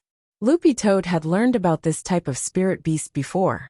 Apart from being extremely patient and able to take a beating, they also had an extremely powerful ability to imitate. In a short period of time, they could completely replicate the spells that spirit beasts cast, and could be considered quite versatile. But they also had a weakness, and that was that their lethality was generally very limited. Thus, spirit emperor penguins were actually the most suitable spirit beasts for the assessment center to use as test beasts. While Loopy Toad was still thinking about this, a test room had already been emptied. At the same time, a number was announced, and it was Loopy Toad's number, 177. There were 5 test rooms in the test hall in total. Wei Ji had entered room 4, and the test room that Loopy Toad was about to enter was room 5, which was next to Wei Ji's. Loopy Toad glanced at the screen. Wei Ji and its pushing large butterfly had just started the speed test. After the number was called, Loopy Toad spat out the number plate from its mouth and waited quietly at the door of room 5. After that, the person who had entered room 5 to take the test first came out. It was a man in a black trench coat, and the spirit beast behind him was actually a small bone dragon. This small bone dragon looked very obedient as it followed the man in the black trench coat, but the 2 balls of hellfire in its eyes looked very terrifying. Is this guy a foreigner? Loopy Toad's heart trembled. Spirit beasts like bone dragons were all necromancers, and it was impossible to see them in Huaxiao Nation. Furthermore, domestic cultivators mostly pursued auspicious feng shui, and very few people would want to raise a spirit beast of the undead type. Therefore, the domestic market was not very good, But this kind of spirit beast was quite popular abroad. I really want to see the grade of this bone dragon. It should be very powerful. But it seems like its owner didn't choose to publicize the video of the test. What a pity. It's rare to see one. Discussions could be heard from the surrounding people. Loopy Toad watched the man in the black trench coat and the little bone dragon as they walked toward the door step by step. When they reached the entrance of the test hall, Loopy Toad saw the man in the black trench coat suddenly pause. Then Loopy Toad clearly sensed a powerful spiritual sense bearing down on it. Trying to test me? Loopy Toad narrowed its eyes and deliberately released its Demon King soul in return. As a result, the man in the black windbreaker at the door was obviously stunned. Then he staggered and almost fell. Loopy Toad sneered in its heart at this scene. A golden core cultivator. What the hell was he showing off to it for? After the man in the black windbreaker left with his bone dragon, Loopy Toad waited at the door for over 3 minutes before a very greasy-looking middle-aged male instructor came out of the test room. Mr. 2, sorry to keep you waiting. We were clearing the place just now. You can go in and take the test now. Loopy Toad's lips couldn't help twitching when it heard this form of address. Mr. 2. This form of address sounded very stupid. The middle-aged instructor flipped through the information in his hands. Looking at the information, this should be Mr. 2's first time here, right? Loopy Toad nodded, then gave the middle-aged instructor a strange look. Don't you think it's strange that I can speak? The middle-aged instructor shook his head with an indifferent expression on his face.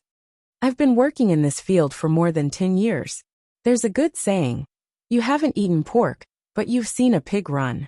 Loopy Toad. The middle-aged instructor. Generally speaking, only second-class spirit beasts possess the ability to speak. But I have more than 10,000 spirit beasts appraised under my supervision. And occasionally I'll run into a few that can speak even if they haven't reached a certain grade. According to the requirements of the recently popular organization, the Society of Saints, these spirit beasts should also be exceptionally gifted. Loopy Toad. The middle-aged instructor looked at Loopy Toad and couldn't help laughing. But you seem to be able to write? That's an exceptionally gifted among exceptionally gifted. Be careful when you go back. Otherwise you might really be caught by the Society of Saints. Loopy Toad. The Society of Saints also accepts spirit beasts? The middle-aged instructor also looked at Loopy Toad in utter amazement. You don't even know this. The Society of Saints has a spirit beast class. Do you remember their TV commercial? The few dragonflies that flew past that youngster were all advanced species. Loopy Toad was stunned. There was actually such a detail. It hadn't noticed at all. It should be said that most people's gazes were focused on that youngster from building materials high. Chu Yuan Hao. As the middle-aged instructor walked, he looked at Loopy Toad. It might be an occupational disease that I've developed over the years. I'm far more sensitive to spirit beasts than outsiders. When I saw those dragonflies, I wondered if the Society of Saints had some sort of spirit beast class. In the end, I looked it up online, and there really is one. Furthermore, it seems that they've recently been working with spirit beast appraisal centers all over the country to look for exceptionally gifted spirit beasts. Loopy Toad didn't know why, but it suddenly felt a hair-raising sense of danger. One man and one dog chatted as they officially arrived at the testing room. There were several machines in the testing room. The middle-aged instructor said, Mr. Second should have seen it on the screen outside. Next up are the 5 basic ability tests. After the tests are over, I'll deduce your grade and arrange for a test beast to fight you in actual combat. Speaking up to this point, the middle-aged instructor suddenly had a smug look on his face. To tell you the truth, I raised all the Spirit Emperor penguins in this appraisal center. Loopy Toad. You raised them? That's right. Our Ma family has raised all kinds of penguins as a business for generations. The middle-aged instructor held up his work ID in front of Loopy Toad and was very proud. I am Ma Huatang, the only son of the Ma family's 30th generation. Loopy Toad.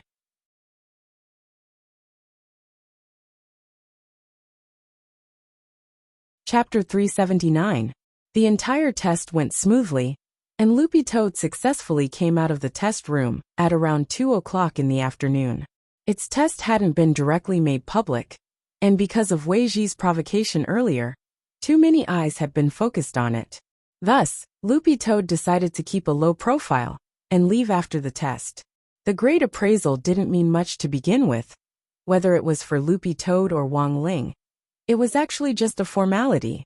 Loopy Toad had a very clear assessment of its own capabilities, and as long as it had a clear idea in its heart, that was actually enough.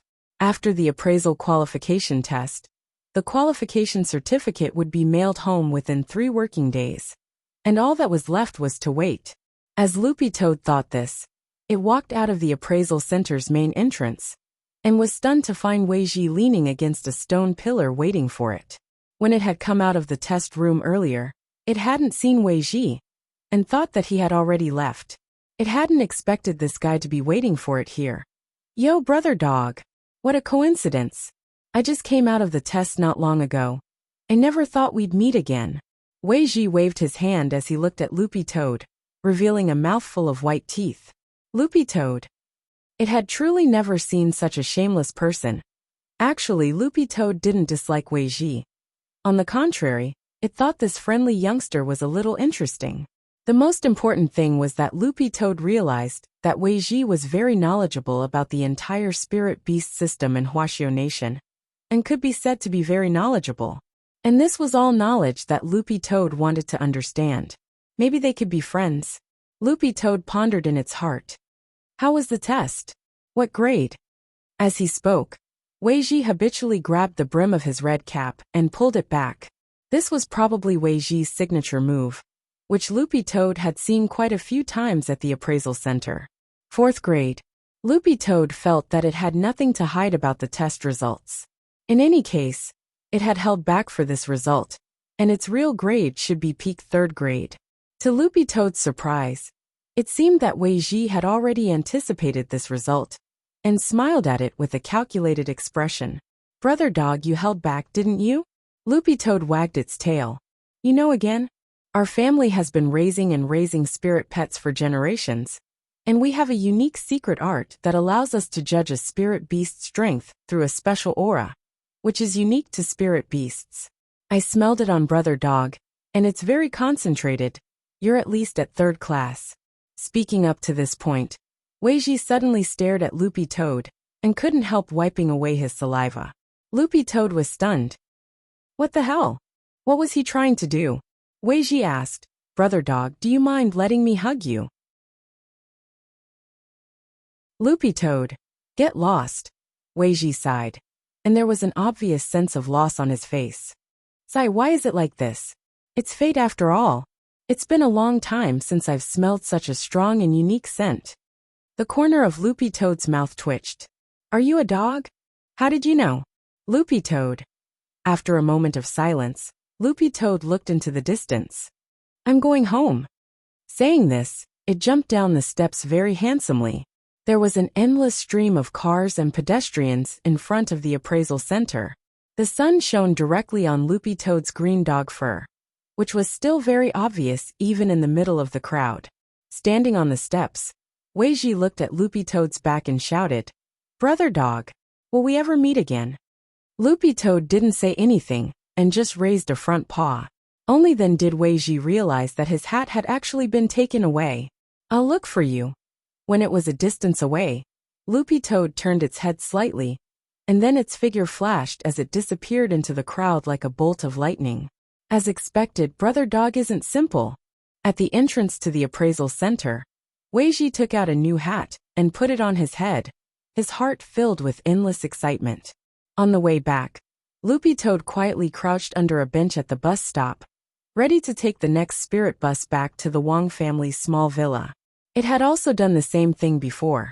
Considering that it would cause a huge uproar if a dog paid its own fare, or used a public transport card to take public transport, Loopy Toad's usual strategy was to wait for the moment the door opened to slip in like a bolt of lightning to hide, and then leave 2 coins under the bench before leaving. Loopy Toad had tried this method time and time again, and it was very confident in its speed. Even if the surveillance footage wasn't slowed down by around 50 times, it wouldn't even be able to see its shadow. Just as Loopy Toad was crouching under the bench and yawning, it suddenly sensed a familiar aura, which instantly raised its guard. It had smelled this aura before, and it was very obvious that it was hostile. Under the bench, Loopy Toad narrowed its eyes, and then saw a guy in a black windbreaker appear in front of it. Loopy Toad was sure that this was the man in the black windbreaker, who had brought the bone dragon with him in the test hall. Was he here for revenge? Loopy Toad couldn't help laughing in its heart. It was too lazy to avoid him, and simply walked straight out. In the end, it realized that as soon as it walked out, several black shadows had appeared out of nowhere and directly surrounded it. These people had lassos in their hands and a cage in their hands. The most frightening thing was that one of them even had a taser in his hand. This group of people had wretched smiles on their faces, and it was obvious that they were up to no good. K. What were they doing? Loopy Toad knew that it had already been targeted. Staring at the men in black in front of it, Loopy Toad's heart sank. There were now 5 men in black surrounding it, and all of them were at the golden core stage. If it had only been 1 or 2 of them, Loopy Toad felt that it could completely deal with them. But given the current situation, after all, 4 paws were no match for 10 hands, and it would be too much for it to fight them. But if it wanted to slip away, it might still be able to find a chance. Thinking this, Loopy Toad felt resentful. In any case, it had been a demon king back then. If it hadn't been for the fact that it hadn't recovered to its peak, it would have been able to swallow these insignificant miscellaneous cultivators in one bite. Hello, Mr. Dog. Our organization is very interested in you, and would like to invite you over for some tea and a snack. The man in black with the bone dragon said with a sinister smile, as he held the lasso in his hand. Loopy Toad looked at the men in black in front of it with an indescribable look on its face. Robbing a civilian dog in broad daylight was still acceptable. It had finally managed to come out for a stroll, and now it was being targeted just for the certification exam. What kind of lousy thing was this? And if I refuse? Loopy Toad looked at the man and replied. The man in black pulled out the taser he carried with him. This taser is a specially modified electric magic treasure that can emit 100,000 volts of electricity. Speaking up to this point, the man chuckled. If you don't come with us, I'll knock out even a ghost.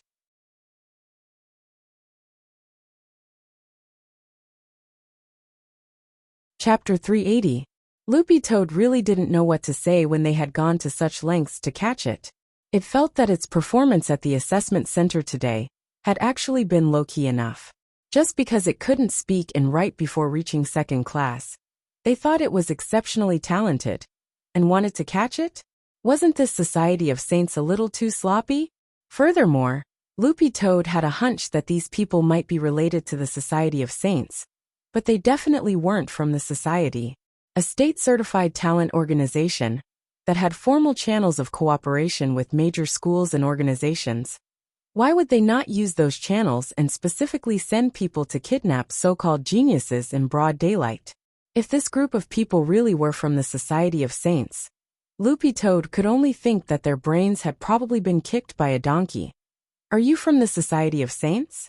Loopy Toad asked in order to confirm its suspicions. You can think of it that way. The Bone Dragon Man smiled. Loopy Toad nodded after hearing this.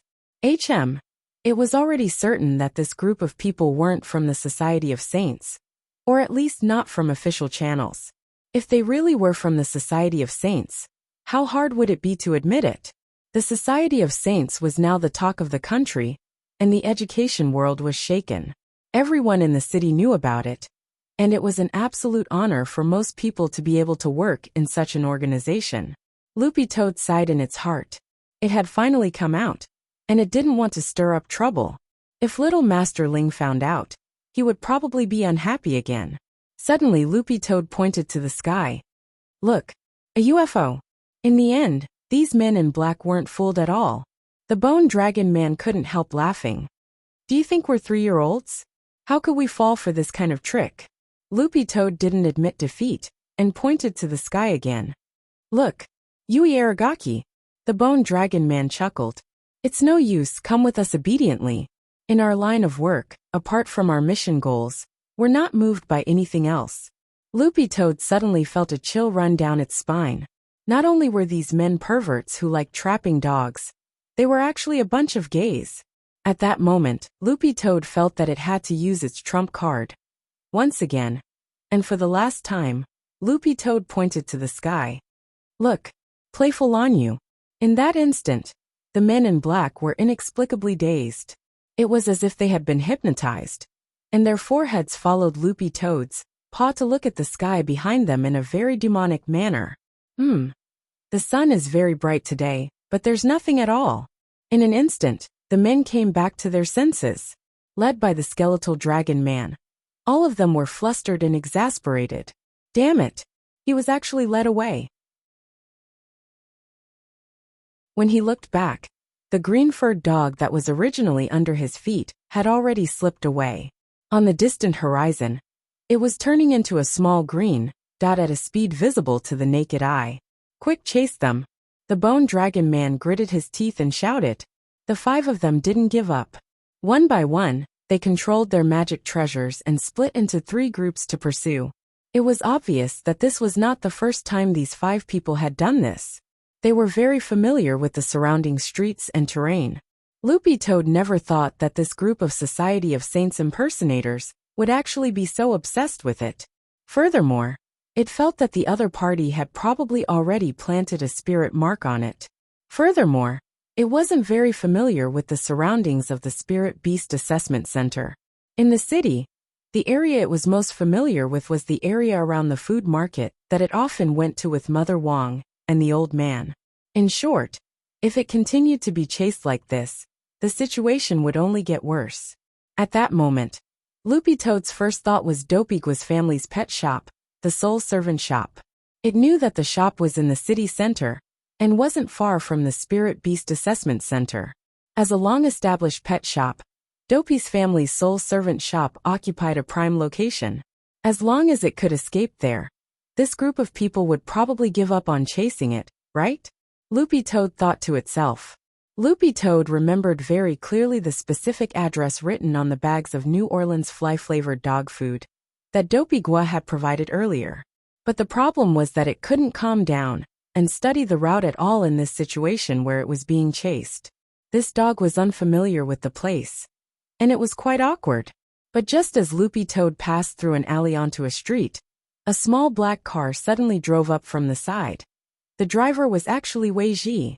Wei Ji didn't stop the car, but merely slowed it down and waved at Loopy Toad. The window in the back was already down.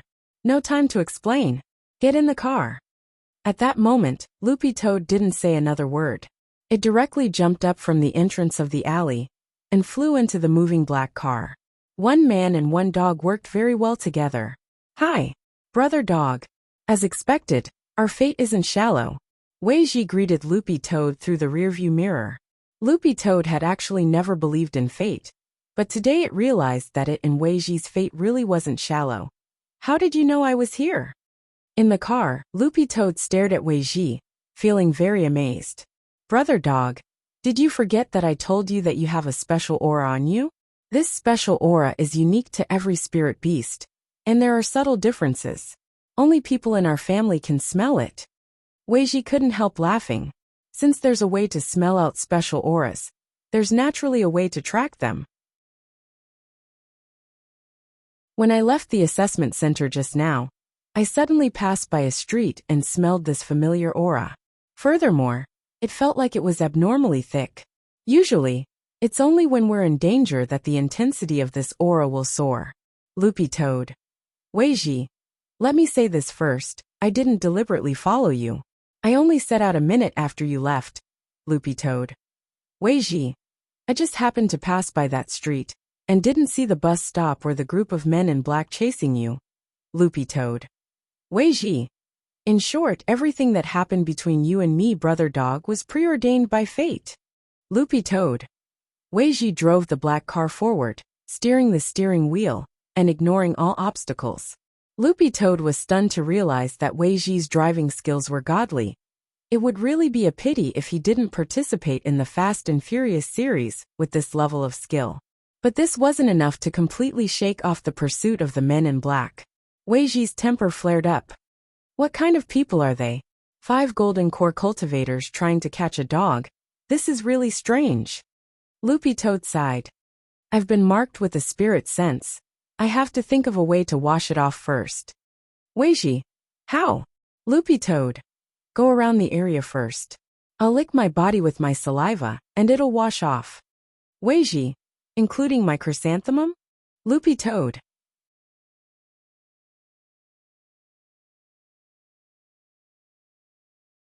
Chapter 381. After about 3 or 4 minutes, Loopy Toad finally got rid of the spirit marks on its body. A dog's body wasn't as soft as a cat's, and it usually had to curl up to lick some difficult actions. Fortunately, Loopy Toad's tongue was long enough, and it hadn't completely given up on the Toad Clan's tongue technique. So when Wei Ji saw that Loopy Toad could extend its tongue for more than a meter, his entire heart crumbled. As expected, Brother Dog wasn't an ordinary dog. Wei Ji sighed endlessly in his heart. After circling a few more times on the nearby road, the group of black-clothed men finally lost track of them in the traffic. Loopy Toad's tactic had worked, but it wasn't sure if those men in black had any other way of finding it. Although it had indeed escaped, Loopy Toad still felt like it hadn't been wiped clean. Who on earth are these people? Why are they chasing you?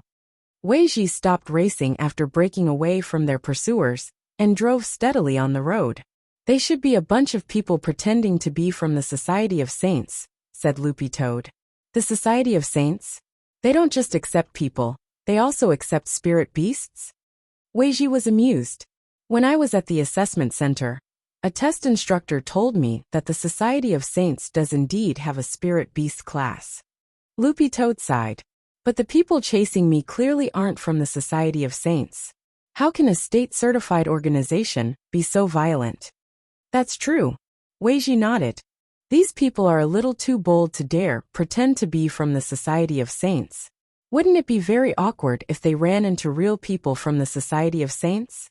However, at this point, Wei Ji suddenly had to complain about the standard of some of the pirated businesses in the country. Pirated businesses basically relied on popularity.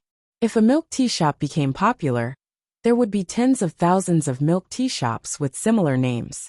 If a hot pot restaurant became popular, there would be similar hot pot restaurants everywhere.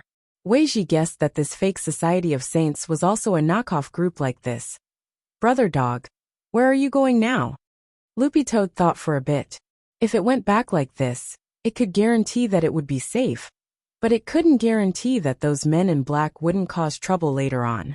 Judging from this group of men in black's obsession with it, Loopy Toad felt that it was very likely that there would be trouble later on. And the most important thing was that Loopy Toad felt that it wasn't the type to hold back after suffering a loss. Even though it was no longer a demon king, since that group of people had come looking for him, he had to make them pay the price. I want to get rid of these people, said Loopy Toad. So now was not the time to go back. Brother Dog, do you have a way to track them? Loopy Toad. I've already memorized their scents. As long as I lock onto them along the way with the aura tracking spell, I might be able to find their lair. But just as Loopy Toad finished speaking, Wei Ji suddenly saw through the rearview mirror that 2 sports cars were following them closely. Damn it, that group of people is catching up again. Wei Ji stepped on the ground and directly chose to accelerate. He should have thought of it. When this group of people chased after him just now, they made a spiritual mark on the car together. After dealing with this group of people for a few more minutes, Wei Ji finally parked the car in an alley and abandoned it with Loopy Toad. Although Loopy Toad's saliva could remove spiritual marks, given the current situation, it was clearly extremely unrealistic for it to lick a car from top to bottom. How can these people's spiritual marks be so accurate? I remember that there's a chance that this spell will fail, right? Wei Ji complained after getting out of the car, as he led Loopy Toad toward a residential building. Do you see that apartment in front of us? That's where I live. Let's hide inside first and think of a countermeasure. Loopy Toad followed Wei Ji as one man, and one dog moved at high speed. It wasn't until then that Loopy Toad realized that Wei Ji's strength wasn't simple. His footsteps actually didn't make the slightest sound when they touched the ground, which proved that Wei Ji's body movement technique was very impressive. However, this level of body movement technique didn't match the level of Wei Ji's aura. Thus, Loopy Toad felt that Wei Ji was also hiding some of his strength, but it still had to be verified exactly how strong he was. Generally speaking, aristocratic families who mainly fought by domesticating spirit beasts weren't very strong, and needed to rely on spirit beasts to make up for the gap between themselves and their opponents. But Loopy Toad didn't think too much about it.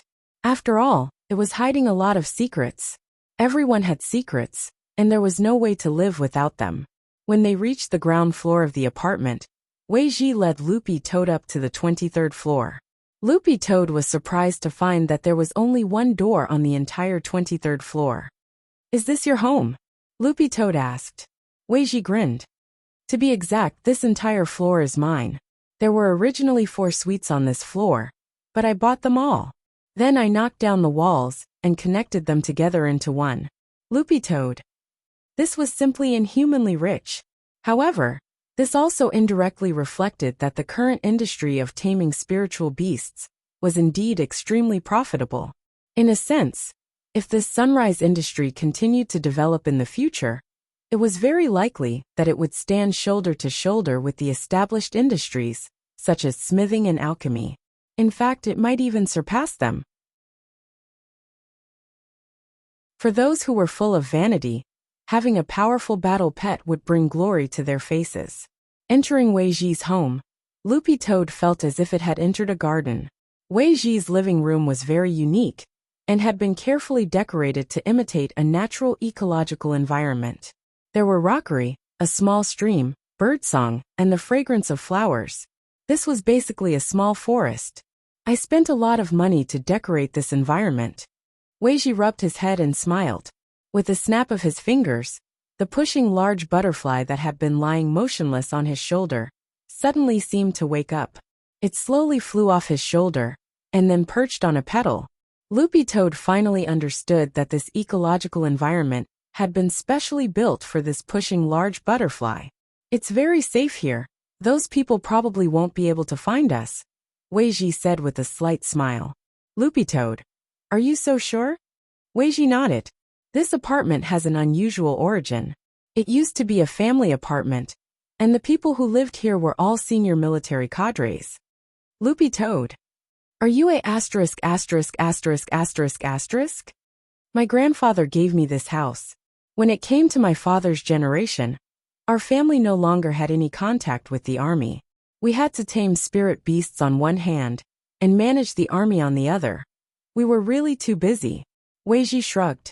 As he spoke, he tugged at a vine hanging from the ceiling, and a side door immediately opened. "Come in, this is my bedroom," Wei Ji said. Loopy Toad followed Wei Ji into his bedroom, which was decorated quite normally. Then, Loopy Toad saw Wei Ji start to rummage through the bedroom. "Are you hungry? I happen to have a bag of dog food here. I got it from my nephew," Wei Ji said. "You have a nephew?" Loopy Toad was amazed. "Actually, we're not that far apart in age, but in terms of seniority, I'm indeed his little uncle," Wei Ji said. A moment later, Wei Ji took out a bag of high-grade dog food, wrapped in white from the cupboard with the words "Soul Servant Shop" written on it. Wait, Soul Servant Shop? Wasn't this Dopeygua's pet shop?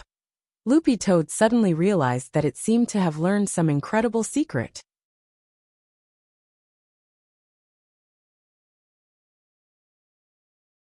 Chapter 382.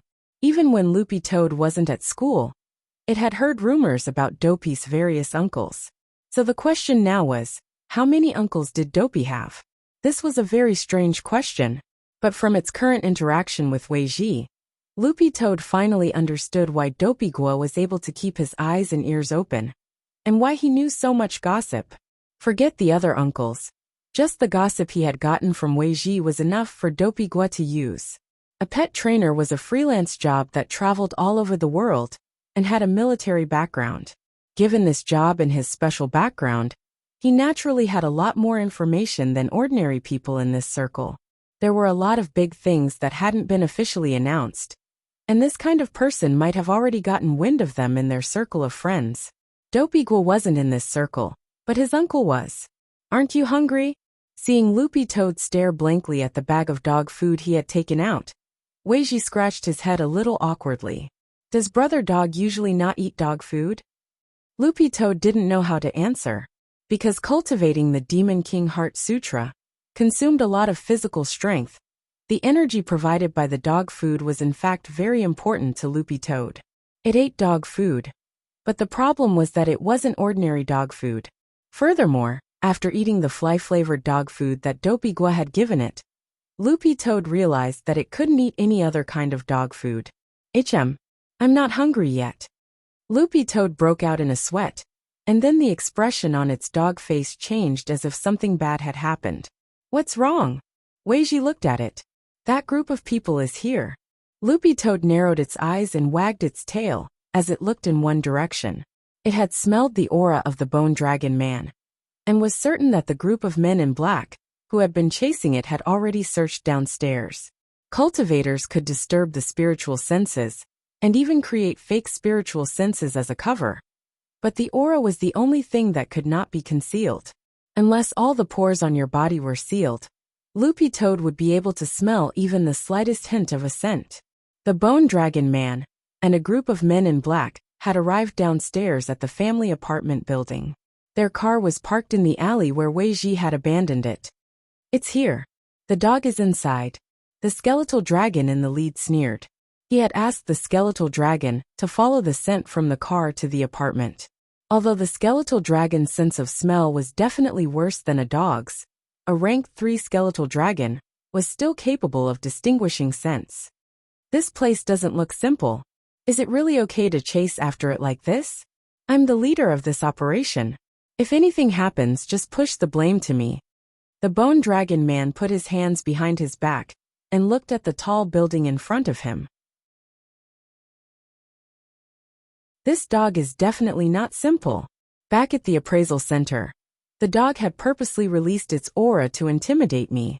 Also, my bone dragon told me that it has an abnormal undulation that doesn't belong to a spirit beast. If I can catch it and hand it over to the Society of Saints, it'll definitely fetch a good price. The Society of Saints will really accept them? Of course we can't kidnap people, but we can kidnap spirit beasts. There are still a lot of vacancies in the spirit beast class at the Society of Saints, and we urgently need all kinds of special spirit beasts. After we catch this guy, we'll feed it spirit water to make it forget its past memories, then we'll sell it. The Bone Dragon Man smiled. "I believe the Society of Saints will give us a very generous reward." Without waiting for his subordinates to respond, the Bone Dragon Man had already stepped into the apartment building. About 2 minutes later, the man arrived at the door. "He's here." Behind the door, Weiji and Loopy Toad both held their breaths. Then, in the next moment, there was a deafening pounding on the door. "If you can hide and seek, then open the door." Loopy Toad. Weiji. A moment later, Weiji took the initiative to open the door. This door had been bought at a high price back then.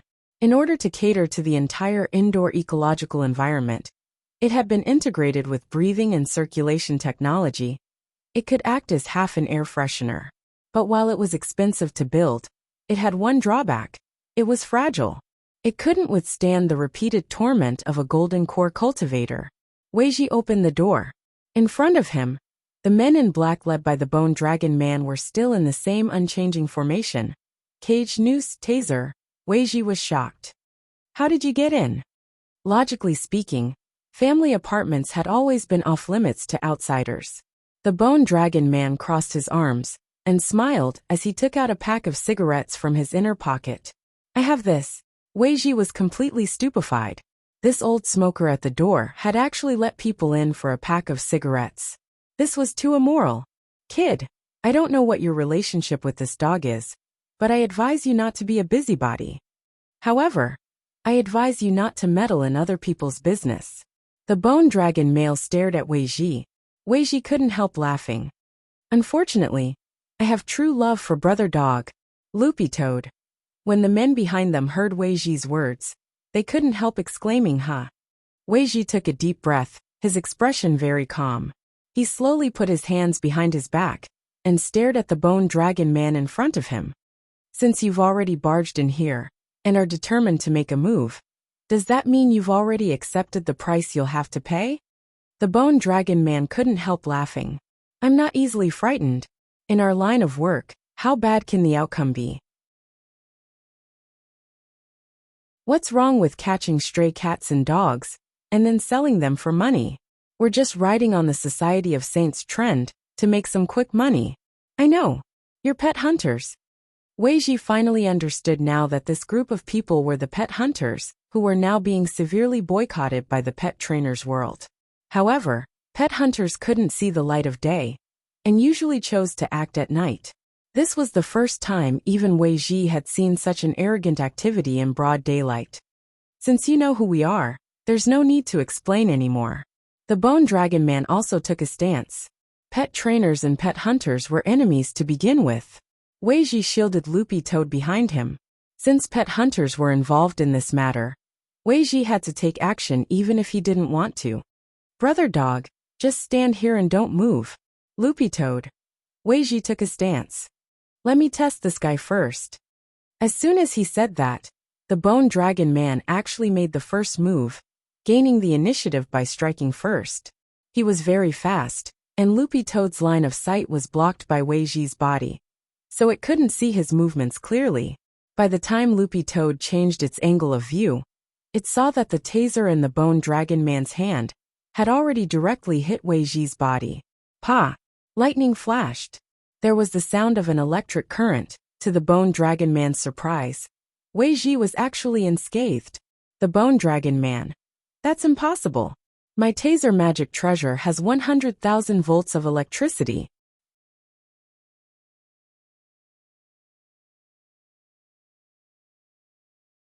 Chapter 383. There were all kinds of strange constitutions in the cultivation world.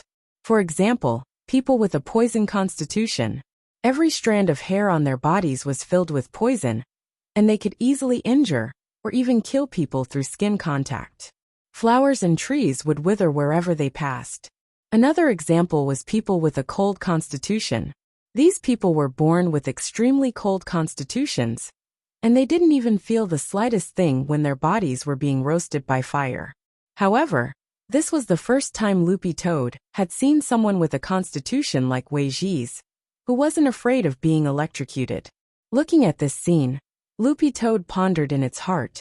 Based on this alone, Weiji could be considered to have met the Society of Saints' exceptionally gifted recruitment requirements.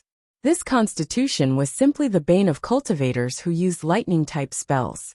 Loopy Toad just didn't know what the limit of Weiji's endurance was.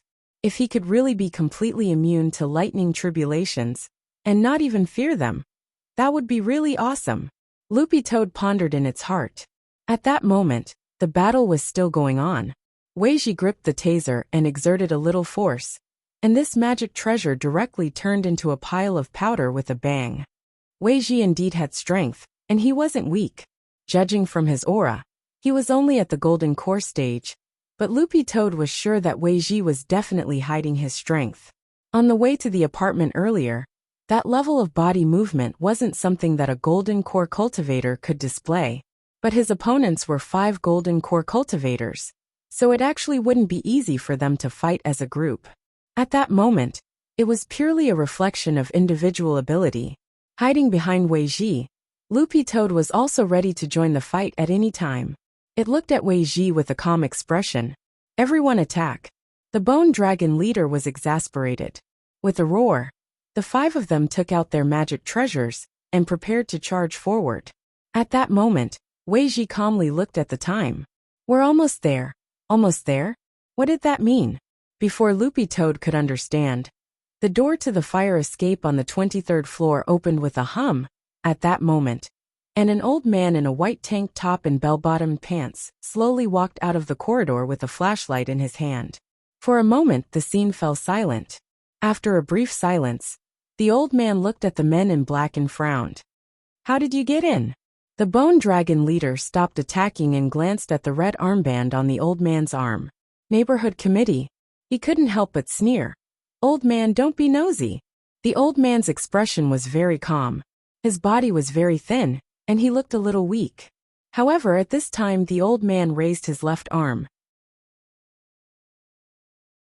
Suddenly, a domineering aura spread out from his body, and a dazzling saber light lit up. At this moment, the expressions of the 5 black-robed men changed greatly. It was as if they were not looking at a human's left arm, but a divine weapon that could destroy the world and split the heavens and earth. Loopy Toad's expression also changed dramatically. This old grandpa's identity wasn't simple. He was too strong. And it was ridiculously strong. The intense pressure caused everyone's skin to tremble. Under such a strong aura, Weiji scratched his head and said weakly, "Uncle Jiang, please have mercy. I still have to interrogate these 5 people." The old man grunted softly, and the light on his left arm disappeared almost instantly. He turned his hand over and pressed it down. Like cockroaches, the 5 men were instantly stuck to the ground, unable to move at all. The ground sank slightly to form 5 human-shaped pits. The bone dragon leader was trembling all over. His eyes were bloodshot, and his nose was dripping with blood. "This place isn't a place where you can come and go as you please," the old man said in a low voice as he stared at the 5 black-robed men on the ground. Then he looked at Weiji.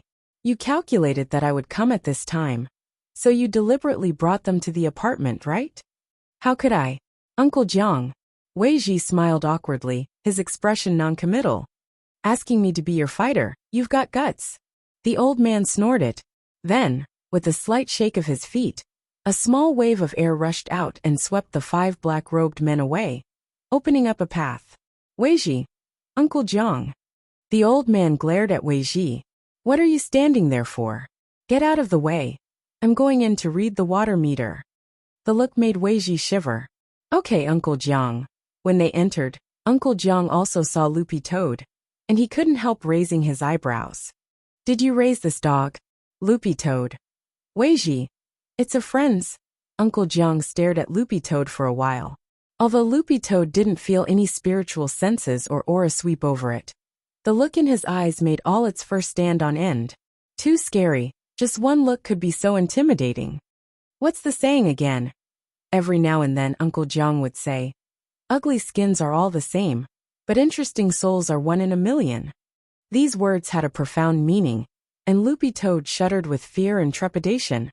This old man was really terrifying. "What do you mean, Uncle Jiang?" Weiji rubbed his head. "Go figure it out yourself. But your friend's dog is indeed quite interesting." Uncle Jiang chuckled and went inside to read the water meter with his hands behind his back. It was obvious that this wasn't the old man's first time here, and he was clearly very familiar with the structure of Weiji's house. About 5 minutes later, the old man came out of the kitchen.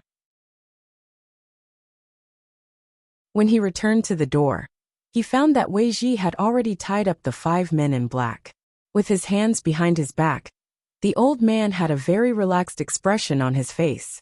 "I'll leave these 5 people to you to interrogate. I still have to go to the next house to read the water meter." "Okay, Uncle Jiang. Have a safe trip, Uncle Jiang." Weiji saluted at the door and bowed. It wasn't until the old man left through the fire escape with his hands behind his back that Weiji heaved a huge sigh of relief. "Oh, that was close. Uncle Jiang is still as good as ever. I almost fainted when I saw that aura just now." Weiji couldn't help sighing. "This senior is?" Loopy Toad was very curious. "Have you heard of Jiang Lei?" Weiji said. Loopy Toad was stunned. This was one of the 10 founding generals of Huaxiao Nation, like General Yi, Secretary Dakong and Minister Shi. That old man just now had actually been Marshal Jiang? Weiji. When the gate between worlds first opened back then, Uncle Jiang was very awe-inspiring. When the first Demon King fell, Uncle Jiang rushed up alone, and then used his scissor legs to crush the Demon King's head. Loopy Toad.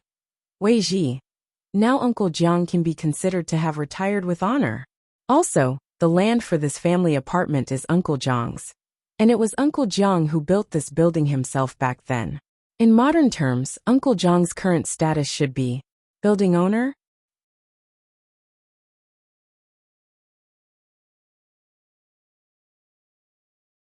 Chapter 384. Of course, in addition to the retired Marshal Jiang, there were still a lot of other experts hidden in the family apartment. This was also why Wei Ji had chosen to buy the 23rd floor back then. Pet trainers were most afraid of these pet hunters, who would do anything to get a spirit beast they fancied. Wei Ji would at least feel more at ease if he could set up a base for cultivating soul pets in this family apartment. After Marshal Jiang left, Wei Ji looked at the 5 men tied up on the ground and sneered. All that was left was to interrogate them. Pa! He snapped his fingers. Instantly, the vines hanging from the ceiling in the main hall actually woke up, as if they had a mind of their own. They dragged the group into the room and hung them from the ceiling one by one. They were actually plant spirit beasts. Loopy Toad was startled by this scene. It had thought that the vines on the ceiling were just decorations, and hadn't expected them to be alive. The plant spirit beasts in the spirit energy world were completely different from those in the gate between worlds. Furthermore, the aura they gave off was different from that of a normal spirit beast, so Loopy Toad couldn't react at all. Although it was currently at 3rd class, it still wasn't strong enough. If it could reach 2nd class or even 1st class, it would be a lot better than it was now. At the very least, its perception ability would be several levels higher than it was now. It had to speed up its cultivation of the Demon King Heart Sutra. This was what Loopy Toad thought in its heart. Inside the room, Wei Ji hung the men high from the ceiling. The Bone Dragon Man, who was the leader, had received the worst treatment as he hung upside down. Arms folded, he went over to the Bone Dragon Man and said, "Tell me, what organization are you from?" Wei Ji had already seen that these 5 people didn't have simple backgrounds. A pet hunter organization that dared to break into the family apartment had to be very powerful. Most of the people in this kind of organization relied on the power behind them to survive, and the more power they had, the more arrogant they were. Unfortunately, this group of people had probably chosen the wrong place today. The Bone Dragon Man smiled miserably and gritted his teeth, but didn't answer. His face was already flushed with blood, and he looked very uncomfortable.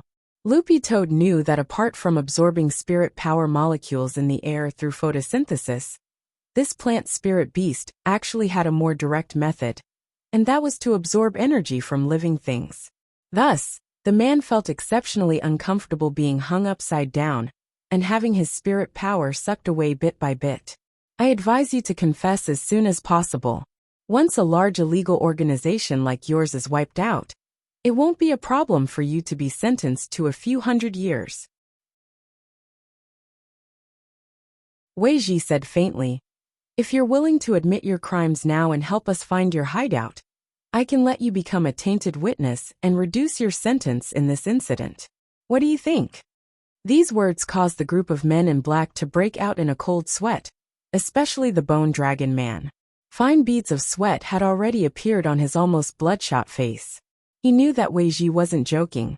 Based on the fact that the organization had captured several state-protected spirit beasts, it wouldn't be too much to sentence him to a few 100 years in prison. After all, in this day and age, people could be arrested and sentenced to 9 years in prison for stealing bird eggs. But Wei Ji also knew that his words were just a reminder, not a warning or a threat. Since they had already chosen to engage in this illegal business back then, both the Bone Dragon Man and the men in black behind him were well aware of the legal responsibility they had to bear. It was like how some celebrities clearly knew that taking drugs was wrong, but still insisted on doing so in search of so-called inspiration. Some live streamers were clearly very popular, but still insisted on using cheats to show off their skills. They knew they couldn't do it but still did it. It wasn't easy to get these people to give in. "I'll give you 5 minutes. This is your last chance." Wei Ji stared at the ancient dragon man with a very serious expression on his face. 5 minutes passed, and the Bone Dragon Man gritted his teeth and still refused to give in. "Time's up." Wei Ji was right on time. He had already given the man a chance to repent and admit his guilt, but unfortunately, the man didn't cherish it. "To Butterfly." At that moment, Wei Ji called out softly, "Loopy Toad." Wei Ji grinned. "My pushing large butterfly actually never had a nickname, so I just gave it one." This name symbolizes the friendship between me and brother dog. Loopy Toad was startled. You're actually called Two Butterfly? Why don't you call yourself Two Springs reflecting the moon? Hearing Wei Ji's call, the pushing large butterfly that had been perched on the flower slowly flew over and scattered a pile of shiny powder on top of the Bone Dragon Man's head. Loopy Toad, what's this? Wei Ji replied, hallucinogenic powder. The Bone Dragon Man's face instantly turned unsightly. He hadn't expected Wei Ji to actually have this trick up his sleeve. I originally didn't want to use this trick. After all, the hallucinogenic powder's side effects aren't small. But I've already given him a chance. Wei Ji sighed. As he said this, Loopy Toad saw the Bone Dragon Man's pupils gradually begin to slacken, as they were stained with a faint layer of red. This was a symptom of the hallucinogenic powder taking effect. Wei Ji stared at the man. What is your organization? The Bone Dragon Man replied, Demon Hunters Association, Wei Ji. How many core members are there? The Bone Dragon Man. Hundreds of core cadres. Both Wei Ji and Loopy Toad were taken aback by this answer. Hundreds of core cadres? That organization had at least thousands, or even tens of thousands of members. Although pet trainers guilds from all over the country had worked with the police to crack down on a lot of illegal pet hunter organizations over the years, the largest number of people had been just over 100. Compared with this organization with hundreds of core cadres, they were just small fry. This time, they had really caught a big fish. Elsewhere, Wang Ling looked at the time when he got home from school. It was already 5 o'clock in the evening, but Loopy Toad still hadn't come back. For some reason, Wang Ling's heart felt empty. Logically speaking, no matter how late the appraisal center was, the test would usually be done in 3 or 4 hours. Wang Ling knew that Loopy Toad had gone in the morning, and it was actually a little unusual for it to still not be back at this time. The old man looked at the time and was a little worried. Ling Ling, did Loopy Toad get lost? When the old man watched TV, he had learned a lot about pet traffickers. In recent years, in particular, the country's crackdown on them had intensified, leading to an endless stream of news about them. But even so, there were still people who took the risk out of desperation to do it. The old man looked a little worried. Those pet traffickers can even openly steal giant spirit beasts like gorillas. Loopy Toad is so weak and small. What if it really runs into danger? Wang Ling frowned at these words. Because he had signed a soul pet contract with Loopy Toad, he clearly knew that it was safe now. There was no way it would run into life-threatening danger. As for those soul pet traffickers that Grandfather Wang was talking about,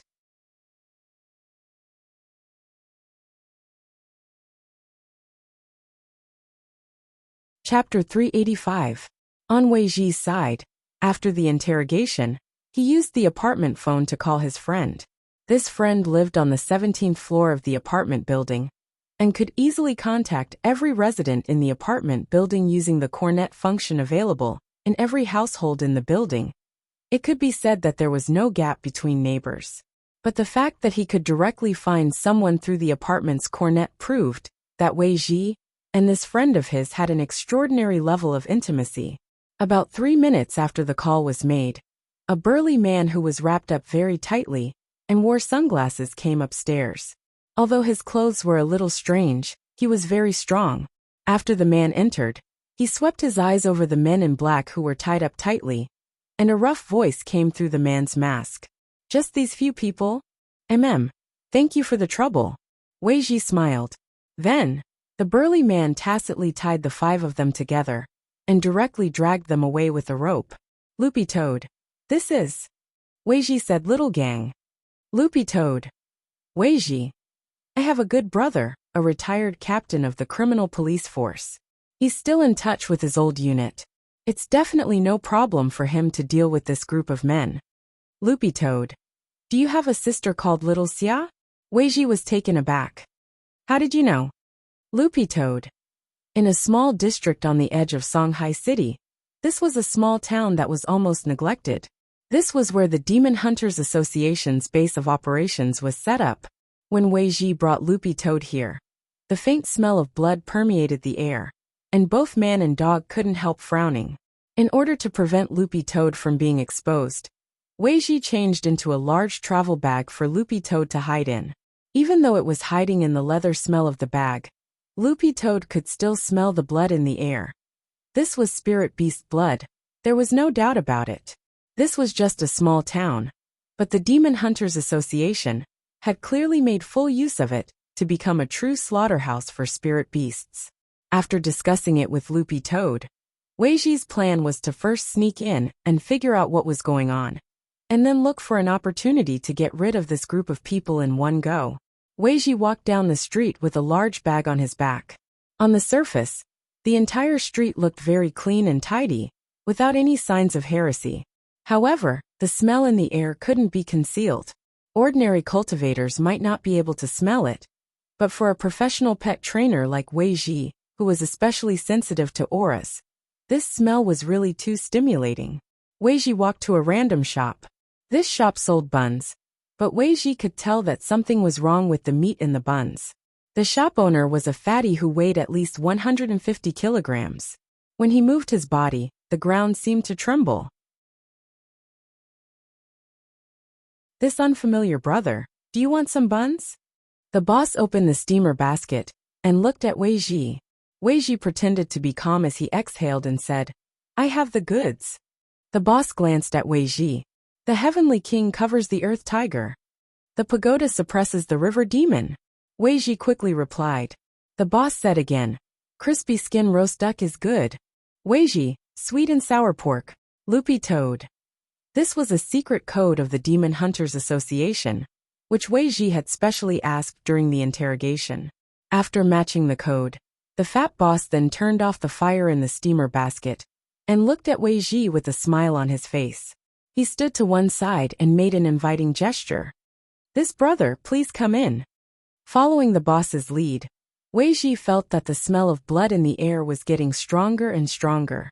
Through a secret passage in the bun shop, Weiji came to a hidden back street, and the scene in front of him was shocking. This was the true face of the town.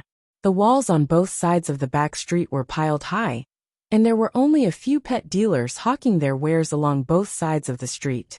The entire street was filled with the stench of blood. Weiji could see a lot of cages made of black iron on the ground, which held all kinds of spirit beasts, cats, dogs, foxes. Most of these spirit beasts had been captured by the Demon Hunters Association. Some of the spirit beasts even had collars on which their owners' names were engraved. Some of the spirit beasts locked in the iron cages were covered in cuts and bruises. They were already on the verge of death, as they lay sprawled in the cages, gasping for breath.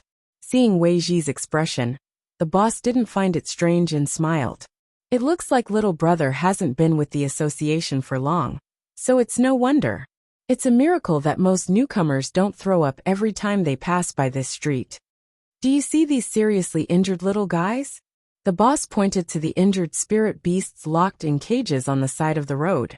These guys are injured because they refused to break their contracts. Weiji didn't say anything, and just listened as the boss went on. Although there's a barrier here, the spirit beasts' contracts are cancelled when they're sent here, because they're worried that their owners will find them. The boss chuckled, but considering that some spirit beasts are extremely loyal and unwilling to cancel their contracts, they can only be forcibly cancelled. That's why they're seriously injured. Weiji tried his best to make his voice sound less shaky. Under normal circumstances, only spirit beasts that are on the verge of death can be easily broken by a third party. The boss spoke very casually. Those with pure bloodlines will be treated. As for the ones with lower grades, at this point, the boss turned his hand and pointed at the previous bun shop. They're all sent to my shop. As he spoke, the boss of the bun shop led Weiji into the depths of the back street. Weiji found that the spirit beasts caught here were divided according to their grades. The spirit beasts at the end of the street weren't actually of high grades. But as they went deeper, Weiji found quite a few spirit beasts that were protected by the state. These spirit beasts were locked in exquisite cages. Their eyes were lifeless, as if they had been fed something like an obedience potion. They were completely obedient to the seller's requests. Finally, the boss stopped in front of a wooden house. New brother, I've led you here. The person you're looking for is in this house. Weiji nodded and walked straight in with the big bag on his back. There weren't many people in the wooden house, but they all had the mark of the Demon Hunters Association on them. Judging from their auras alone, these people were probably core members of the Demon Hunters Association. This wasn't a formal trading place, but a tea room, which was probably specially used for business discussions. After looking around for a while, a man who looked to be in his 50s asked Weiji, "Little brother, are you here to buy or sell?" The man was wearing a black apron and had a cigarette in each of his ears. He looked like a butcher. "I want to sell a spirit dog." Weiji narrowed his eyes, found a place to sit down, and then put the large travel bag on his lap. This group of people had a very keen sense of smell. From the moment Weiji entered the door, their eyes had been glued to the travel bag. "Oh, what breed?" "Akita." Weiji opened the travel bag and directly lifted Loopy Toad's fat face. It felt so good. "Akita?" This group of people was blank when they heard this, because they all knew that Akitas weren't spirit dogs. A moment later, the uncle who looked like a butcher spoke again, as he stared at Loopy Toad. "Is this a hybrid?" "Weiji, Loopy Toad. You. Look." "What?" The uncle was shocked. "And it's only from Dongbei."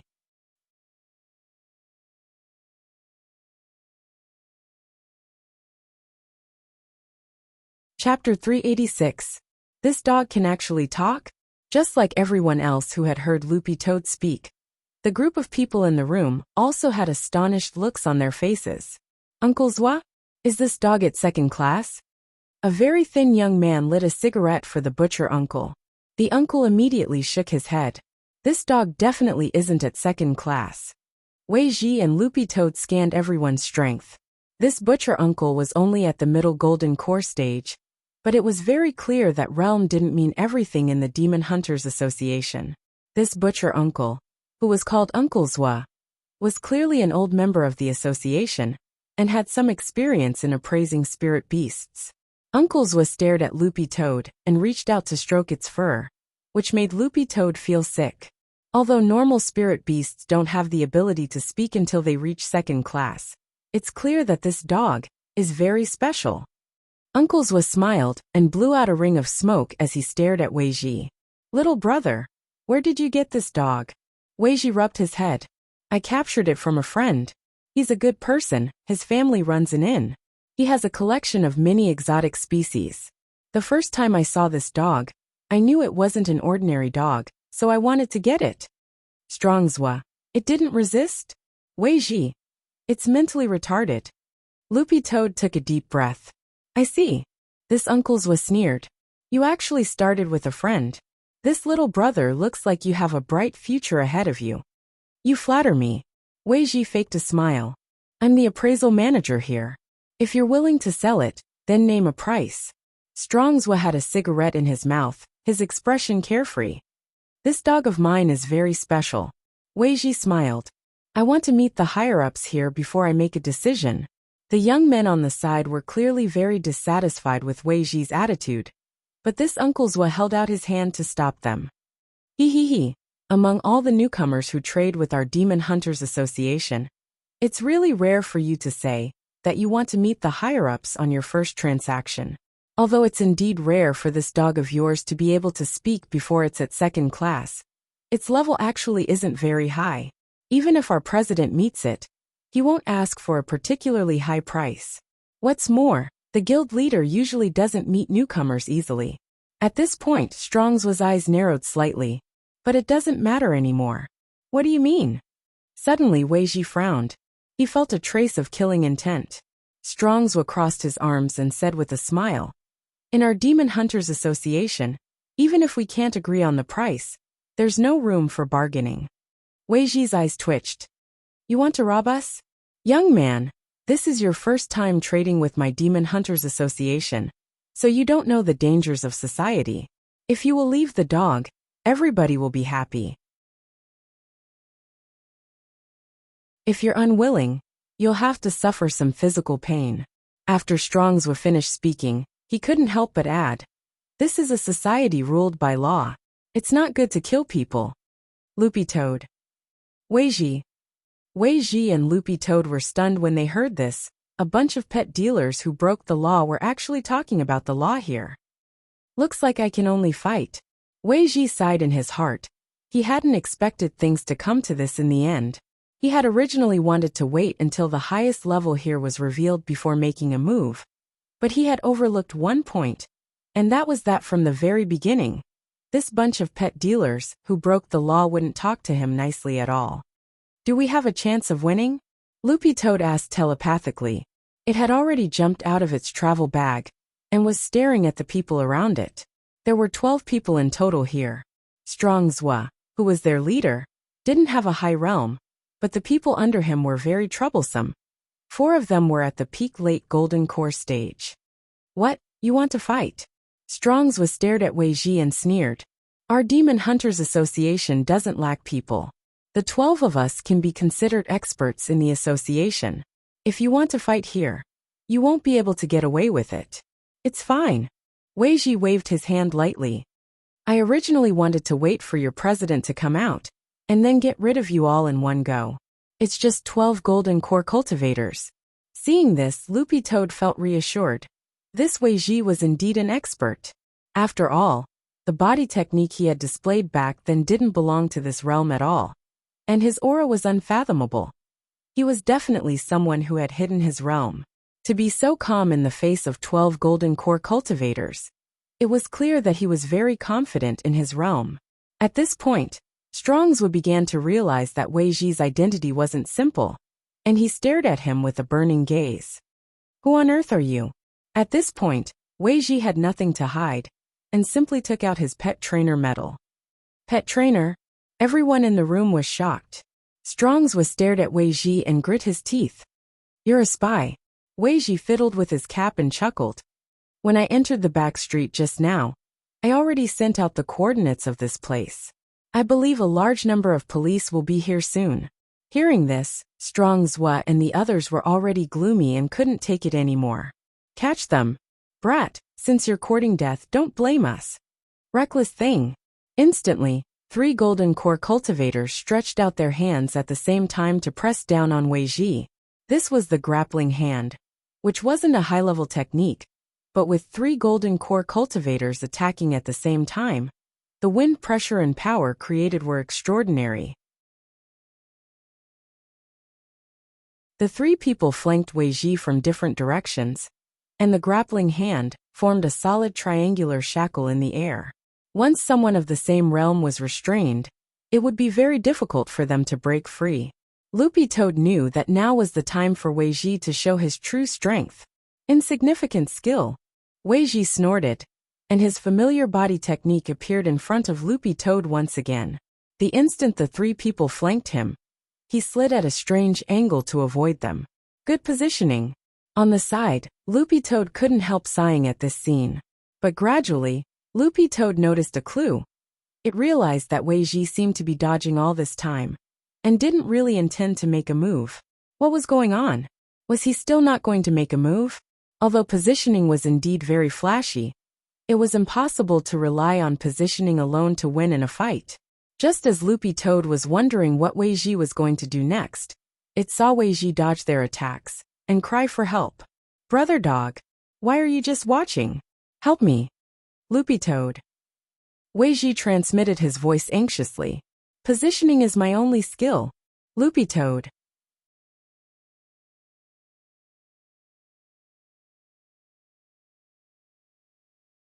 Chapter 387. At that moment, Loopy Toad had no choice but to admit a tragic fact. There really were cultivators in this world who cultivated body movements as their main cultivation method. Because in most cases, body movements were just a secondary cultivation option. After all this time, all you can do is hide. Wei Ji explained. Pet trainers rely on their soul pets to fight, and the most important thing for a master is to protect himself while commanding the battle. Thus, my family taught me from a young age to play it safe. As long as I can hide well, there's no boss that can't be taken down. Loopy Toad was stunned. This sounded a little nonsensical, but when it thought about it carefully, it did make some sense. Loopy Toad. Then did you bring your soul pet? Wei Ji, no. Loopy Toad. As Weiji dodged the technique, he grinned confidently. Don't I still have you? Loopy Toad. This was also a F*** King Swindler. Just like that. All of a sudden, Loopy Toad found that the burden of this battle had fallen entirely on its shoulders.